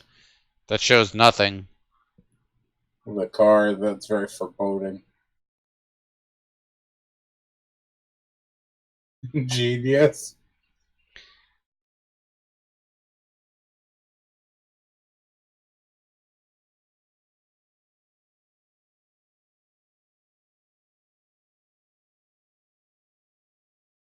I mean, honestly, it does not look that far. Now that can No, it doesn't. It can be deceiving. I mean, shots like that can be very deceiving. So it could be a lot longer than it looks. Like it could be like a mile, but I don't think so. That dude is like a halfway there already.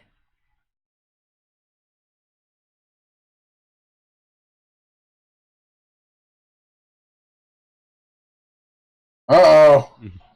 Sharks. The fakest sharks ever. Inflatable sharks. I think my cousin had those in her pool once. They look like dolphins.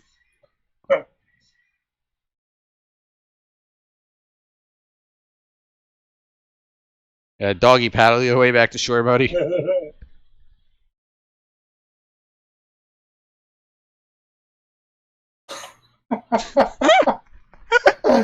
Sharks are amazing.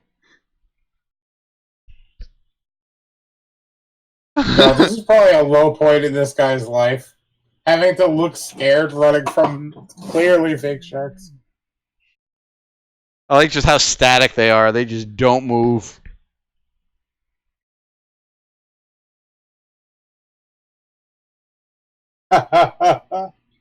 And you think Spielberg had problems with his shark? God.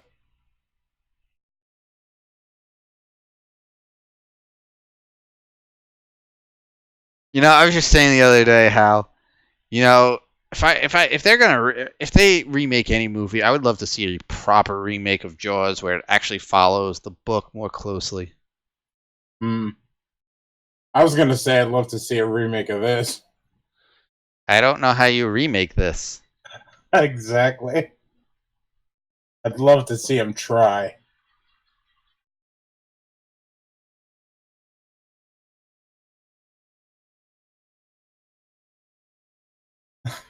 What is with this shot? They've shown it. They've done that shot like 5 times. It's just them showing the the unreachable goal. You can't get to it.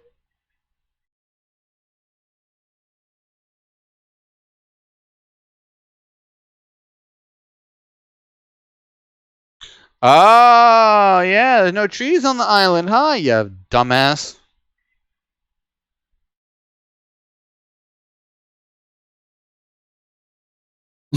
One for those damn sharks. Just when you think everything's going right in your life, a pair of sharks come along. Right?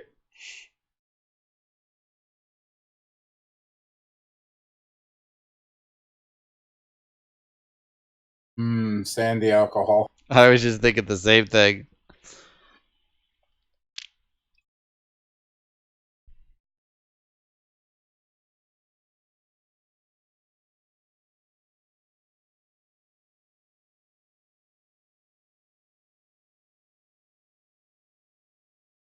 Why don't you hunt the sharks? They're Well, like still enough. Just make a fucking like a spear and go kill what? There ain't no trees. them. I guess Well. maybe if they let one of those baguettes that they brought get stale enough, they could whittle that into a spear. Break that bottle, man. They got some sharp edges that they could stab this thing. These rocks look pretty harmful, so smack it up against its head.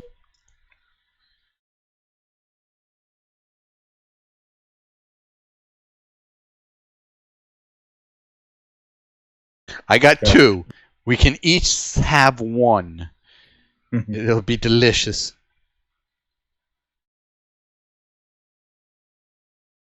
Better than nothing. Okay.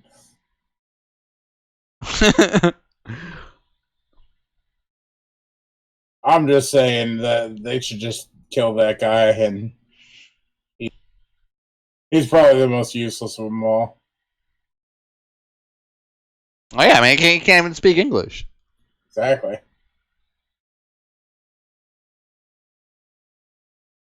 He exercises, so the muscle's going to be good shape, not a lot of fat.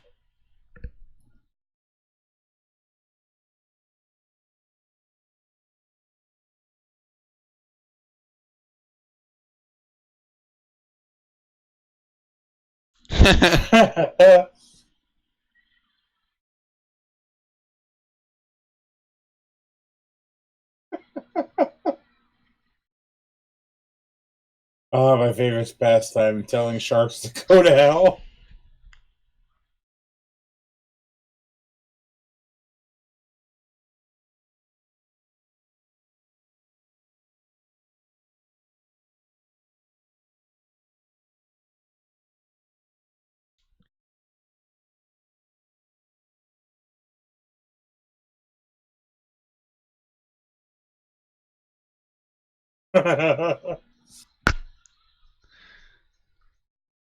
This is like a sitcom waiting to happen.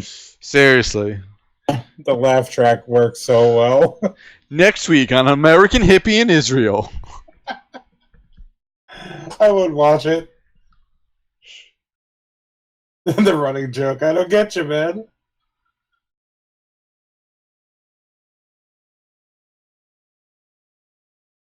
Instead of Bazinga, the catchphrase is wonderful feeling. God, we're going to hear that this is in the development.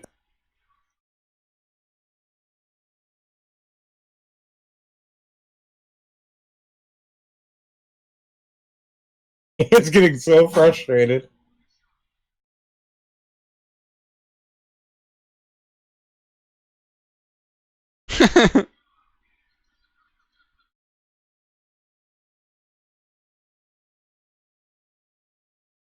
I'm sorry, man. I get you.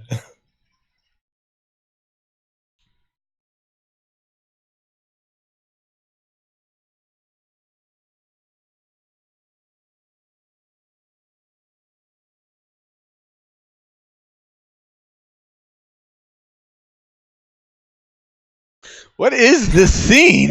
It's amazing. That's what it is. How did they get so much out of this scene? I don't get it.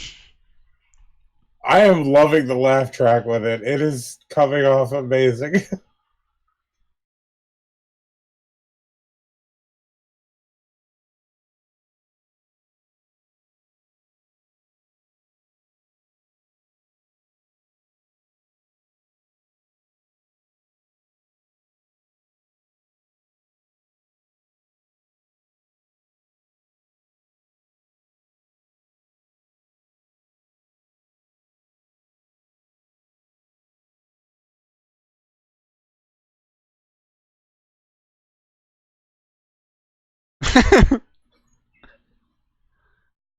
This is comic gold.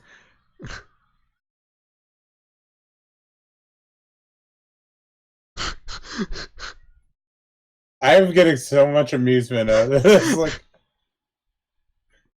what's worse is the scene went on for like 5 minutes so far. Oh, yeah, it's just never ending. It's just two people speaking two different languages, not understanding each other. And it's unintentionally great. Oh shit. Oh, he just threw away those barnacles. This is the scene in the sitcom where they split the island and you stay on your side of the island, I'll stay on mine. I think that's exactly what happens in the movie. I'm not kidding. If I remember this movie correctly, that's exactly what happens. You don't understand them.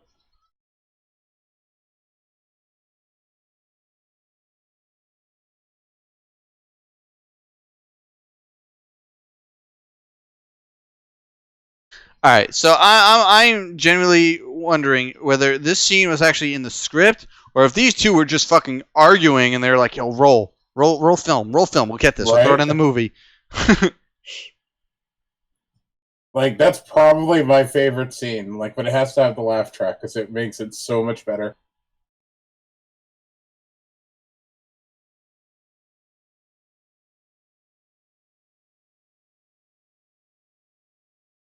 You want some nasty barnacles we pulled off a rock?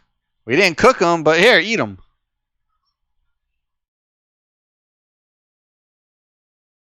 These guys suck at foraging for food. I really do.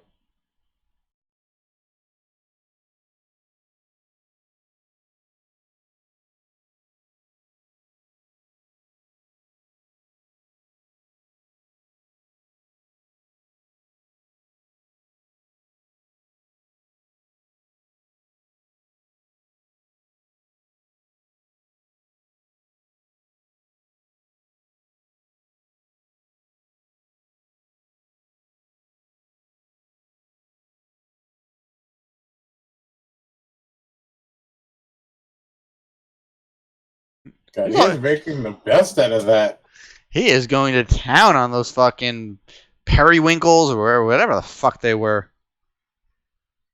He's making them seem like they have an entire cup's worth in there. He is like just like the amount of chewing he's doing is so unrealistic for what he's eating. Right.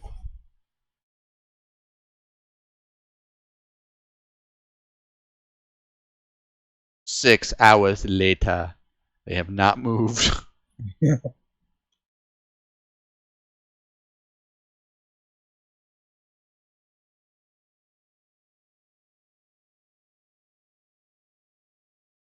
Morale was low on the island. I didn't know what else to do. I think a narrator would work very well in this. I stood out on a rock and I peed. It was a good pee.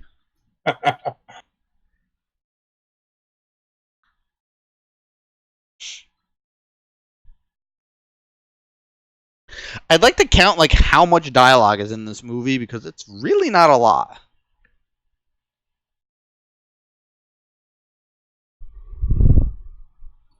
Yeah, it seems like there wasn't much of a script. No, I don't think there was.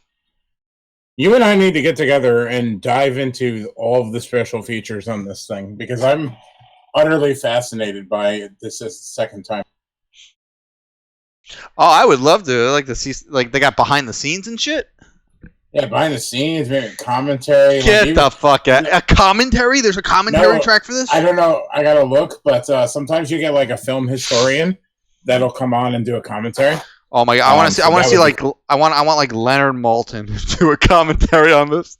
I'm gonna look at the extras real quick to see what it's. All right, is this bathing suit black now? I thought it was blue. Yeah. Okay, so he only packed the blue jeans and turquoise t-shirt, but he has multiple bathing suits, different color. That he brought to the island? Yeah, only the islands, not like the beach frolicking or hippie cult / orgy thing.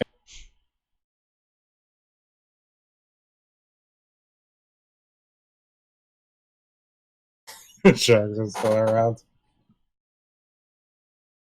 Oh yeah, they're definitely a different color because they were pretty much color coded with his chicks.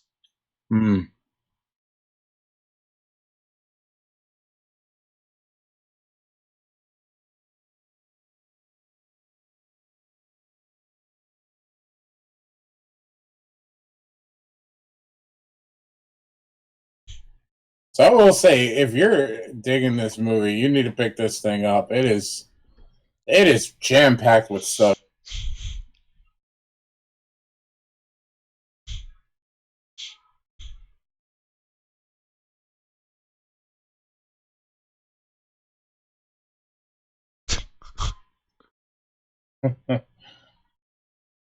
You're just noticing this now.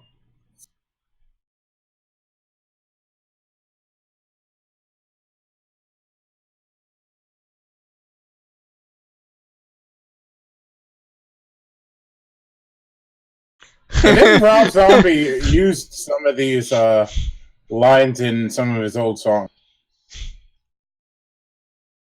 Shut your ass. I did a t-shirt with that on it.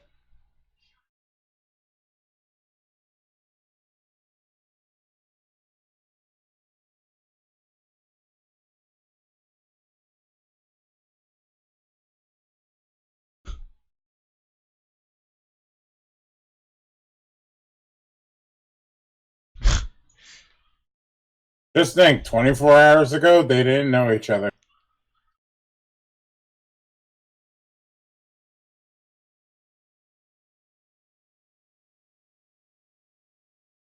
So while they're fighting, this thing has the HD transfer, 6 deleted scenes, in-depth interviews. Ooh, nice. Yeah, their tops came off. All right. Jerry.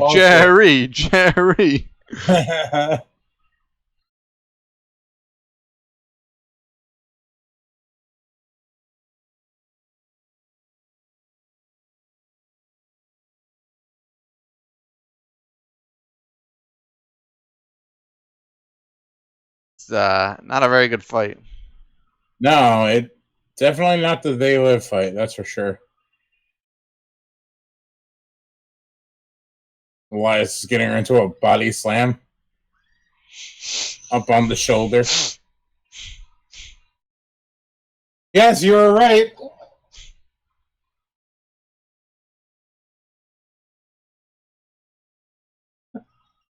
I told you. That's amazing. I forgot about that. God, I love this movie.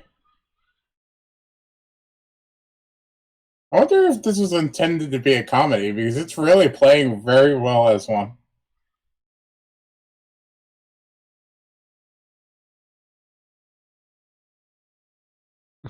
I like how non-complacent the chicks are. They're like, "Let me go," and like, where are you gonna go? I don't know, swap sides of the island, maybe take a quarter of the island for them.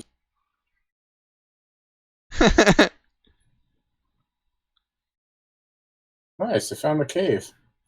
And they're taking over the castle. This could get interesting.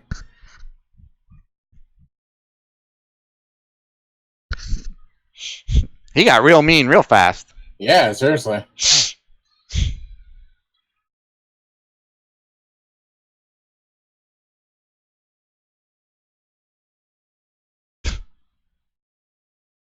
God, I want to track these actors down and be like, what are you thinking? Like, what was your direction in this scene? I'm curious to see what they think about the movie now. Like, now that it's kind of got a little bit of a cult following.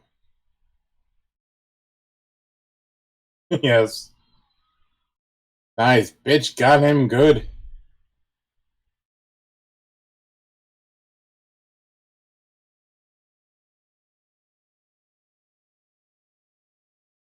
Dun, dun, dun, dun, dun, dun, dun, dun, dun, dun, dun. Yes, it would have worked so well.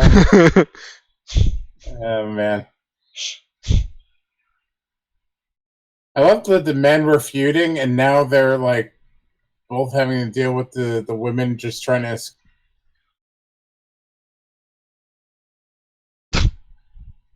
I like the smacking noises. Yes.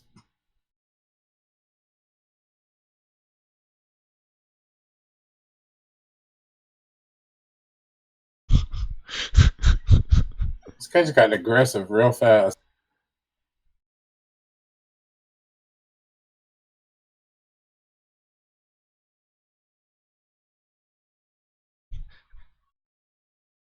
It's like, we're not going to stay in that rundown ruin. We're going to stay in this rundown ruin. Right.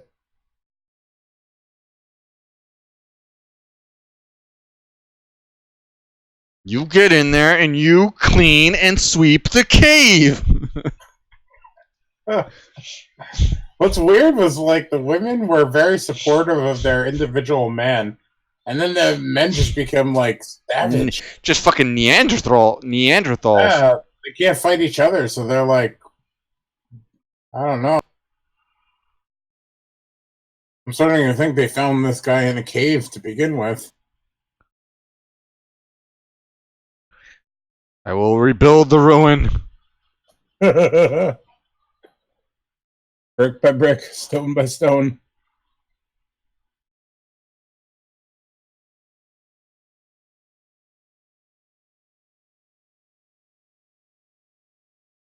Very sturdy. Good job. As he bends over to pick up more stones to put on there, he bumps his ass into it and knocks it all down.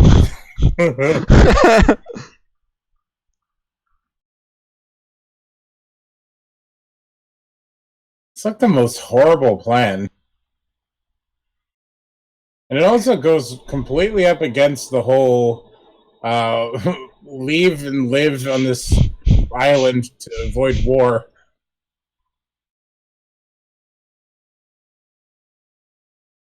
I like it. I like how they both have the same idea. Build a pathetic little wall of rocks that you could, spit at and it would fall over. And now they're trying to sharpen rocks. And This seems very dramatic for the little disagreement that they had. or the amount of time they've been stuck on the island thus far. It's like they've been there for like a day, and it's like they're acting like it's a quest for fire. Pretty much. They should be doing is like sharpening these rocks so that they could go stab those sharks.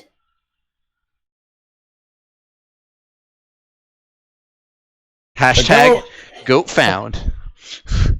He's back. He's the peacekeeper.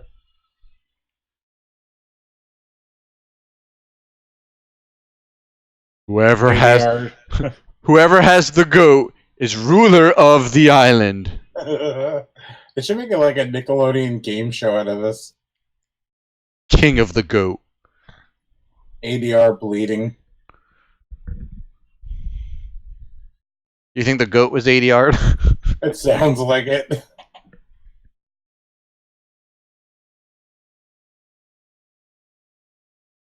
The goat that brings them together.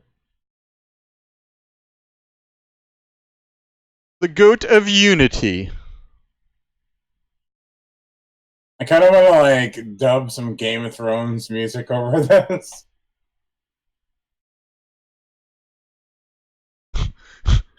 Look at him just throwing the rock like. Neanderthal was the absolute perfect word to describe that guy.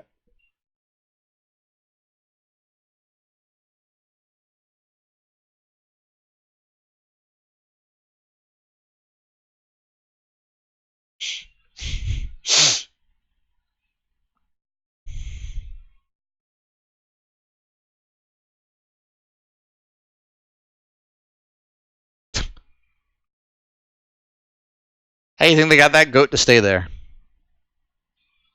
That's a good question.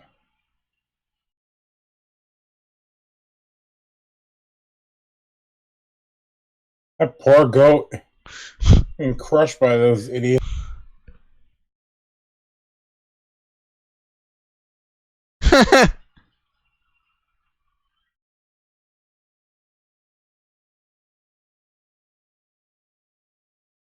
What?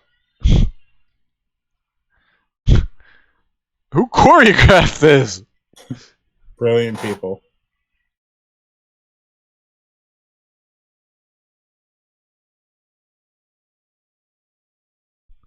Little did they know the goat had found a way off the island.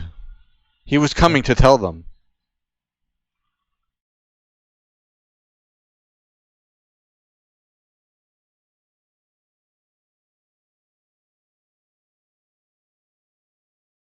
What happened? Are they dead? Did they like just kill each other? Of course. Oh my god, it's the end of the movie. Yes, it is. Here it is, ladies and gentlemen. The ending of all endings. I didn't realize we were like only a minute left. So the goat is dead. Italian dude is dead. The two chicks are dead, even though the Italian guy's still moving. Oh yeah, that goat is definitely dead.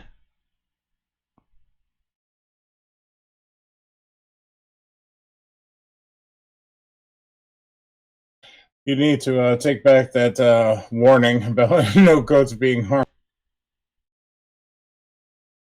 Nice positioning there, buddy. Yeah, man. Face right in the crotch. You're gonna die. That's a place to die in. And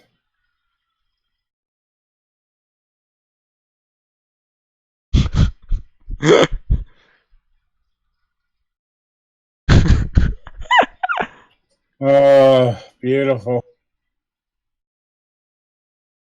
I thought there was something more to that ending. Yeah, I thought so too. Didn't the car go off the mountain and like kind of fly away? Yeah, flew away. It might have been a different cut of it that that ending is not the ending we saw. Yeah. Disappointed.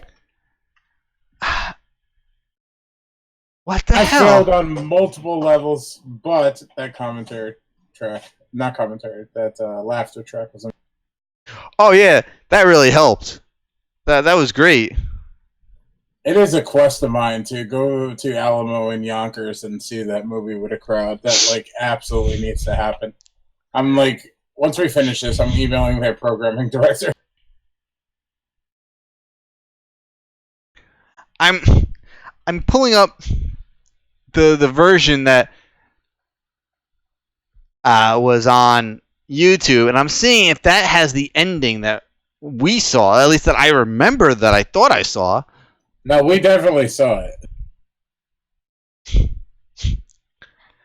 All right, they're getting into the car. No, this one ended the same way.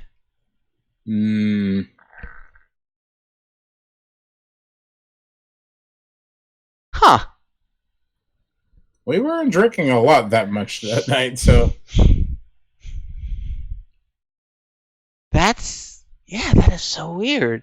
I remember that ending a lot differently. I mean, that's a great way to end it, just fucking...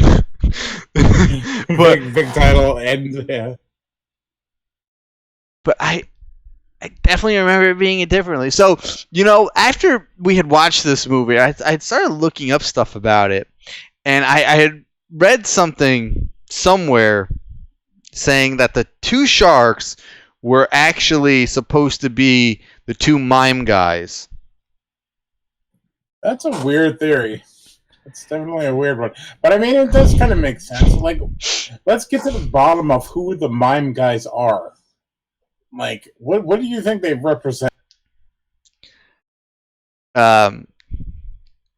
Okay, so if you're asking me that in a serious, tone, I think what they were they're like the manifestation of everything that the main character had gone through in Vietnam, and no matter what he did, all his like acts and speeches about trying to live free and peace and harmony and nothing but love. No matter what he did, he couldn't escape all the shit that he went through in the war. And those two guys were just a manifestation of all that shit he didn't really want to, try to deal with. Yeah, that makes perfect sense. And then the fact that he went, he made the transformation, or he didn't even make a transformation. He lied to himself about being able to like escape everything like that and live peacefully and move on. And his animal instincts basically kicked right back in. The person he always was kind of came through by the end of it, and there they were warring all over again over simple things. Yeah, it's just crazy. So, all right. So the one guy, the one name we were making fun of earlier, Shmuel Wolf. Okay, so I think that is Wonderful Feeling guy. Oh my god, it definitely is. Okay. And he's Hungarian? Okay, I can see that. But it sounded like he was speaking Italian. But it says he's Hungarian. Interesting. I'm just saying, really. Still quick. Alive, apparently. Old. So is the main character, and I think we should email Dave. Yeah, Asher. Oh, that's Asher Sarfati. Mm-hmm. He's still kicking, and still working apparently. Well, as of 2009, so I guess he retired. But good on him. He was in a Chuck Norris movie, so he truly made it in Hollywood. Man, he's Israeli too. Okay. I'm trying to see if he was in anything I would have ever seen aside from this. Yeah, it doesn't look like it. No. Superboy. Is that a TV show or? Oh no, it's something Israeli. It's something Israeli. Thought maybe it was like some kind of DC thing, but nope. I checked too because like the timeline seemed about right. 1998. Let's see what the director went on to do. Nothing. And he lived to a ripe age of 69 years old and passed away in 2007. So Wonderful Feeling Dude actually is, he's been acting somewhat recently. His last credit was in 2014. Interesting. Nothing we would have ever seen. But this guy actually has a couple of credits, surprisingly. I was going to say, it's movies like this that I wish the IMDb boards were still active for. Because, even IMDb, like with the goofs and trivia, there's still not a lot of stuff known about this. Not a lot out there, at least. But as I was saying before, the movie is packed. The Blu-ray is packed. It's got interviews with the two main stars, a featurette, an Israeli actor in Israel, interview with the production manager, interview with the singer co-star, TV news segments about this movie from Tel Aviv. Wow. A Cult is Born trivia featurettes, screen tests, and some short films and things. Well, so looking at the cast, they don't even list the two mime guys, all right? It's only the four main characters and then those two singer broads. That's it. That's all the cast is. And I just looked up the two girls. They did not do another thing in their entire career. Yeah, that's... Yeah, I could see that.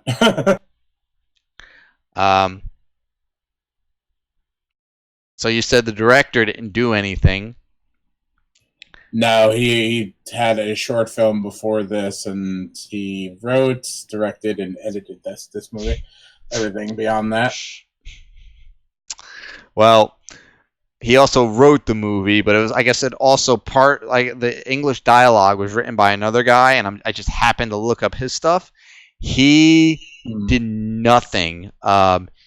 He did some he did 3 or 4 TV shows that you've never heard of. One of them being a show from 1972 called The Adventures of Scooter Man. Seems like it has promise. So pretty much everybody associated with this film never went on to do anything ever. Yeah, absolutely. Let's check some producers. I'm curious.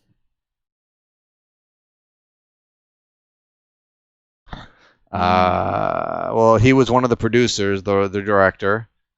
The other guy, he did a few things, but nothing. He did one movie after this one. Yeah, that's 10 years later. This is a weird movie. It's like this movie just killed careers. I mean, I give him credit for at least trying. It's a beyond out there film, and it's really memorable because of how ridiculous it is.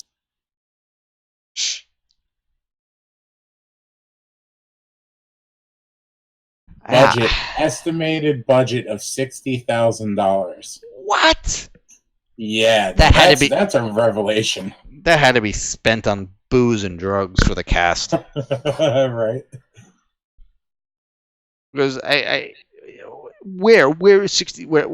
I guess they had to pay to rent the cars that they used, and they definitely weren't paying for filming locations. No, say the least. The cast and crew got some pay, I assume, and the rest probably went up their nose. The film deliberately avoids specifying the locale, substituting your country and you people for Israel. Huh. That seems like a producer note, something that was made for the sake of, just to be on the safe side. They didn't want to get any, ruffle any feathers, make any sort of weight.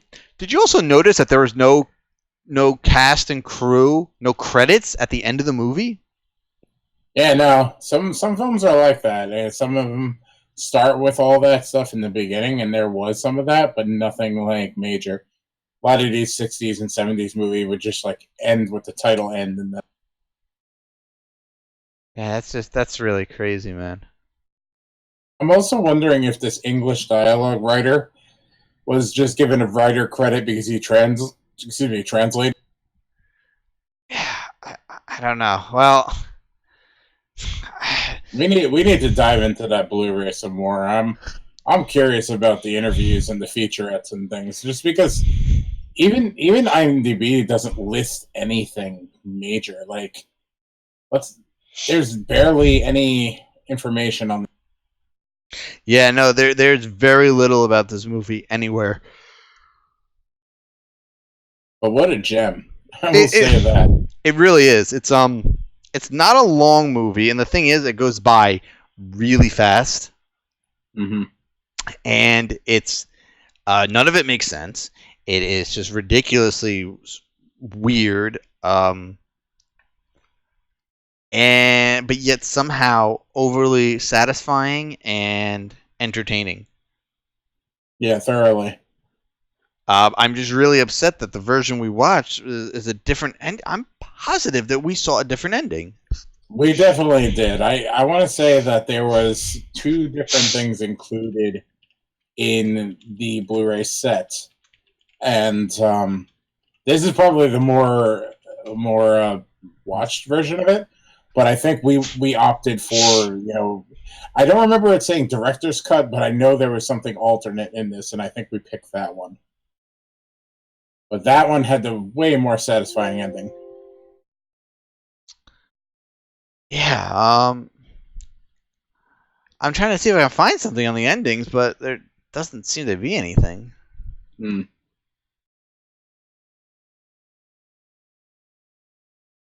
I don't know. It's just The lack of good ending did not give me a wonderful feeling. yeah. No, that was upsetting. I was looking forward to seeing that ridiculous ending again, and it just ah. I can't even find it on YouTube. That's the messed up part. I was like, I did a quick search on it looking for the ending, because so you would think that somebody would sit through this movie or the movie that we saw and was like they probably reacted like, "Are you fucking kidding me? Really?" Like I would upload that in a second. In fact, I'm considering trying to grabbing my Blu-ray, ripping it, and uploading the ending. Yeah, seriously. I mean, how is that ending not on YouTube? Yeah, no, I'm not seeing it. Yeah, you're right. Certainly a mystery. I expected it to be up there because it is out there, and the way that we sold that ending too was that was memorable beyond memorable. Yeah, you'll have to grab it and we'll have to post it up. That ending needs to be on the internet. Yeah, I agree. I've got a couple cool ideas coming up for this channel, so we might have to incorporate that ending within one of these ideas. So stay tuned. All right, so let's wrap this up. Despite not getting the ending we thought we were getting, but just revisiting the movie in its entirety, regardless, where does this movie stand from how we remember it? It still stands. It stands tall. It is a not movie of just nonsensical proportions, but it is fun. It is enjoyable. It is entertaining. You never know what's going on. You don't want to know what's going on. The dialogue in this movie is batshit crazy. There's one like 10-minute scene where two characters are fighting with each other, and they're fighting in different languages and don't understand. It's great. It's a magical movie that somehow spent $60,000 on a budget. I don't know how or where, and if I had to rate this movie from a 1 to 10, legitly, I think I would give it like a 6.5, just because it really is entertaining. It is a bad movie by all accounts, but like a solid 6.5, maybe a 7, just because this movie will make you smile and it will make you laugh. And it's a movie you do not need to think about. Well, not just like you overly think about. Just enjoy it for what it is. Yeah, I'll give that 6.5, 7 rating simply because it's a film that defies odds that are not normally presented in similar movies. Like, it's one of those things where if in another movie you're following this group of people and they're kind of going nowhere and they're doing donuts in a weird little end of highway and doing all this crazy shit. Like, normally in a movie like this, I would be very bored and finding myself like, when is this thing going to progress? Why am I just watching these idiots on a highway going to some sort of magical freedom land or whatever? You would sit there and think that wouldn't be something that gripes you, but I don't know if it's the direction or the randomness of lack of direction. Maybe it's the cast are just so ridiculous and likable, but for some reason you are in for this journey. You are sitting in that car with those people as they're traveling from place to place, seemingly random and seemingly without any sort of um, goal in mind other than finding freedom. What is freedom? This magical being, this place? Is it a state of mind? Whatever the hell that is, you want to get there too, along with this cast. And the thing that, like you said before, the film is beyond entertainment, but it's beyond entertaining. And for whatever reason, they find humorous elements in this thing that I don't know if they were intended. Maybe it was just the cast having fun or whatever. But there is a whole different layer that I really didn't catch the first time around. Maybe it was the laugh track that was added to this version that we were watching, but there was a whole layer of comedy that I didn't see. Like, maybe I was blinded by the fact that we were just laughing at how absurdly ridiculous this film was the first time around. But there is a very, very amusing chemistry between the main two characters. I mean, the girls, for the most part, seem like they're just along for the ride, but the main characters have such interesting chemistry, and it's very humorous. The things that they're doing with one another, and the one guy doesn't even speak English or anything like that. So it's amazing that this was able to play out the way it did, and so effectively as well. So, like I said, I'll go 6.57 simply because it is a fun film that you would never expect yourself to be entertained by, in this sort of fashion. Yeah, it's exactly like I couldn't even say it any better. You go into this movie and you just don't think you're gonna like it, and it turns out that it's for as bad as it is. You could honestly say you'd watch it again and be happy watching it again. Oh yeah, I found a lot of different things in it that I really enjoyed the second time. It was great to see those really terrible plastic sharks again. Um, it's great to visit up with these guys, and it's also great to find little nuances that you may have not seen the first time around. So I could totally see myself watching this again, especially with the good and the. Oh yeah, and especially with more people. This movie needs to be shared with more people. They need to witness this. Absolutely, we need to get like the gang back together over at your house and order some food, pop this on, and just like, I want to watch this with Tom. Like, we didn't get a chance to watch this with Chris, unfortunately, but I think Tom's reaction would be as close to a reaction. Actually, it'll be as close but completely different than it would be watching it with Chris. So Yeah. it would be a lot of fun to catch it with him. I'd love to hear LR's reaction to it because he'd be lost along the way, probably bored out of his skull, and by the time the ending hits, he's going to be like, "Okay, what the fuck?" Now all the breasts might keep his attention. True, that's very true. But yeah, I'm very happy we decided to go through with this movie. Movie like nobody's ever heard of. Most people have never seen, even if they did hear about it. It's just a fun, just shut your brain off kind of movie. Every once in a while, you need one of those. Yeah, I couldn't agree more. And I love the fact that we're doing obscure films like this, things that weren't necessarily not. This is not necessarily horror in any way, really. No. Maybe if you wanted to dive into like the social commentary of it and how bad war is, and the shadow that's kind of following him in those mime characters. There are elements that you could really reach and pull from, but that being said, I kind of lump grindhouse films in with that genre because they have a different vibe to them that only exists, excuse me, in the bad movies of the past from horror movies. They're like distant cousins, I like to say. So it's nice to take a little bit of a break from the normal scary movie that we do and dive into something like this. Like, Grindhouse Releasing has so many great titles that they pull out of obscurity, and I really hope that we take advantage and jump on a few more of them down the road. Yeah. I think for as long as we're doing these live commentaries, these 70s grindhouse flicks are going to be our bread and butter for these.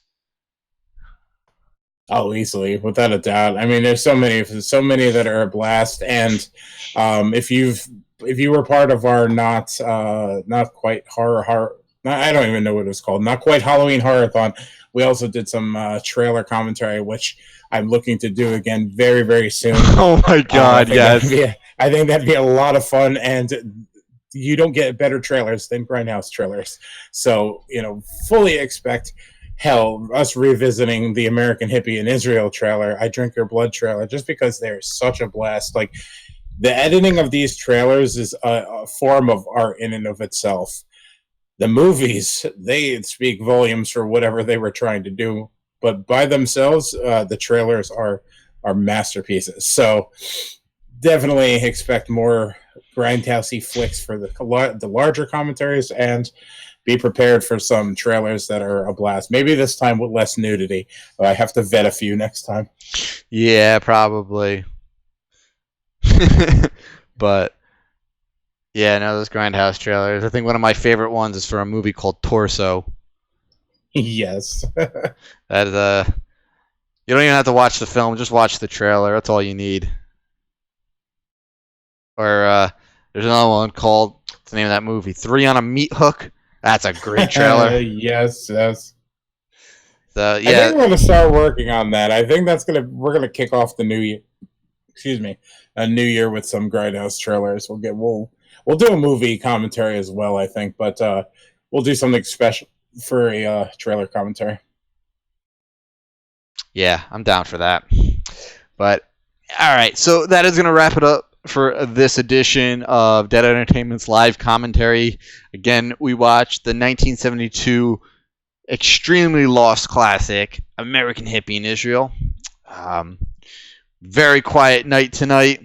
Maybe people are still recovering from yesterday. Maybe people got trampled out during Black Friday sales. Who knows?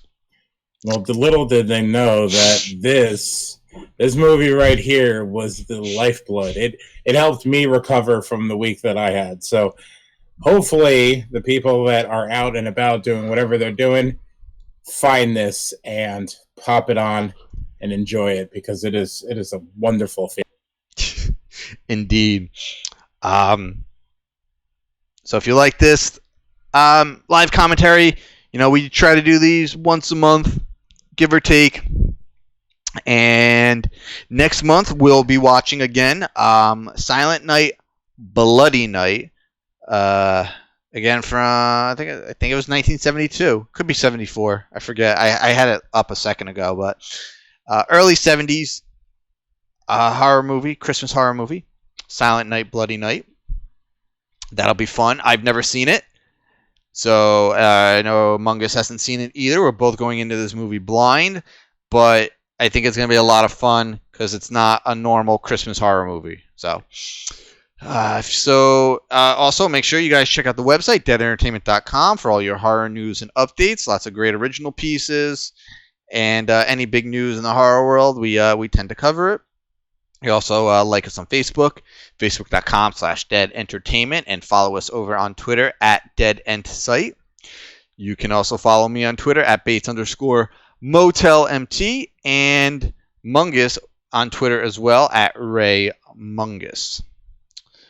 And I think that's about it. You got anything else? Nope, just tune in next Wednesday for a new episode of Way of Life Live. That's about it. Yep, we should be back next Wednesday. Yeah, not a whole lot has been going on in the horror world, though, so not a whole lot of news to cover. Yeah, no, I was looking at the news last week, and I was like, should we go on and do something, or should we relax? And I wasn't feeling good that much this week. You know, I got a very hectic week, very tired, very sickly. So I figured before Thanksgiving, with all the preparation, let's chill out. So I'm sure by next Wednesday we'll have some stuff to talk about. If not, you know what? We'll just talk about it, An American Hippie in Israel some more. So why not? Oh yeah, I mean we could fucking talk about that movie forever. I feel like we could just dedicate another podcast just discussing the clusterfuck of this movie. We might be able to. Like, I swear, we have to get together and watch the extras on that Blu-ray. Oh, without a doubt. I am so interested in seeing it. Hell yeah, without a doubt. It's amazing. So, if you enjoyed that movie, or if you're just listening to this now and you're like, what the fuck did I just listen to? I don't have any movie. Go to Amazon, buy the Blu-ray of An American Hippie in Israel. You will love it. You will not regret it. Yeah, I'm looking forward to diving into some of those extra features, man. It sounds like you might actually learn a little bit something more about the movie. Oh yeah. But anyway, guys, thank you so much, and we will see everybody Wednesday night.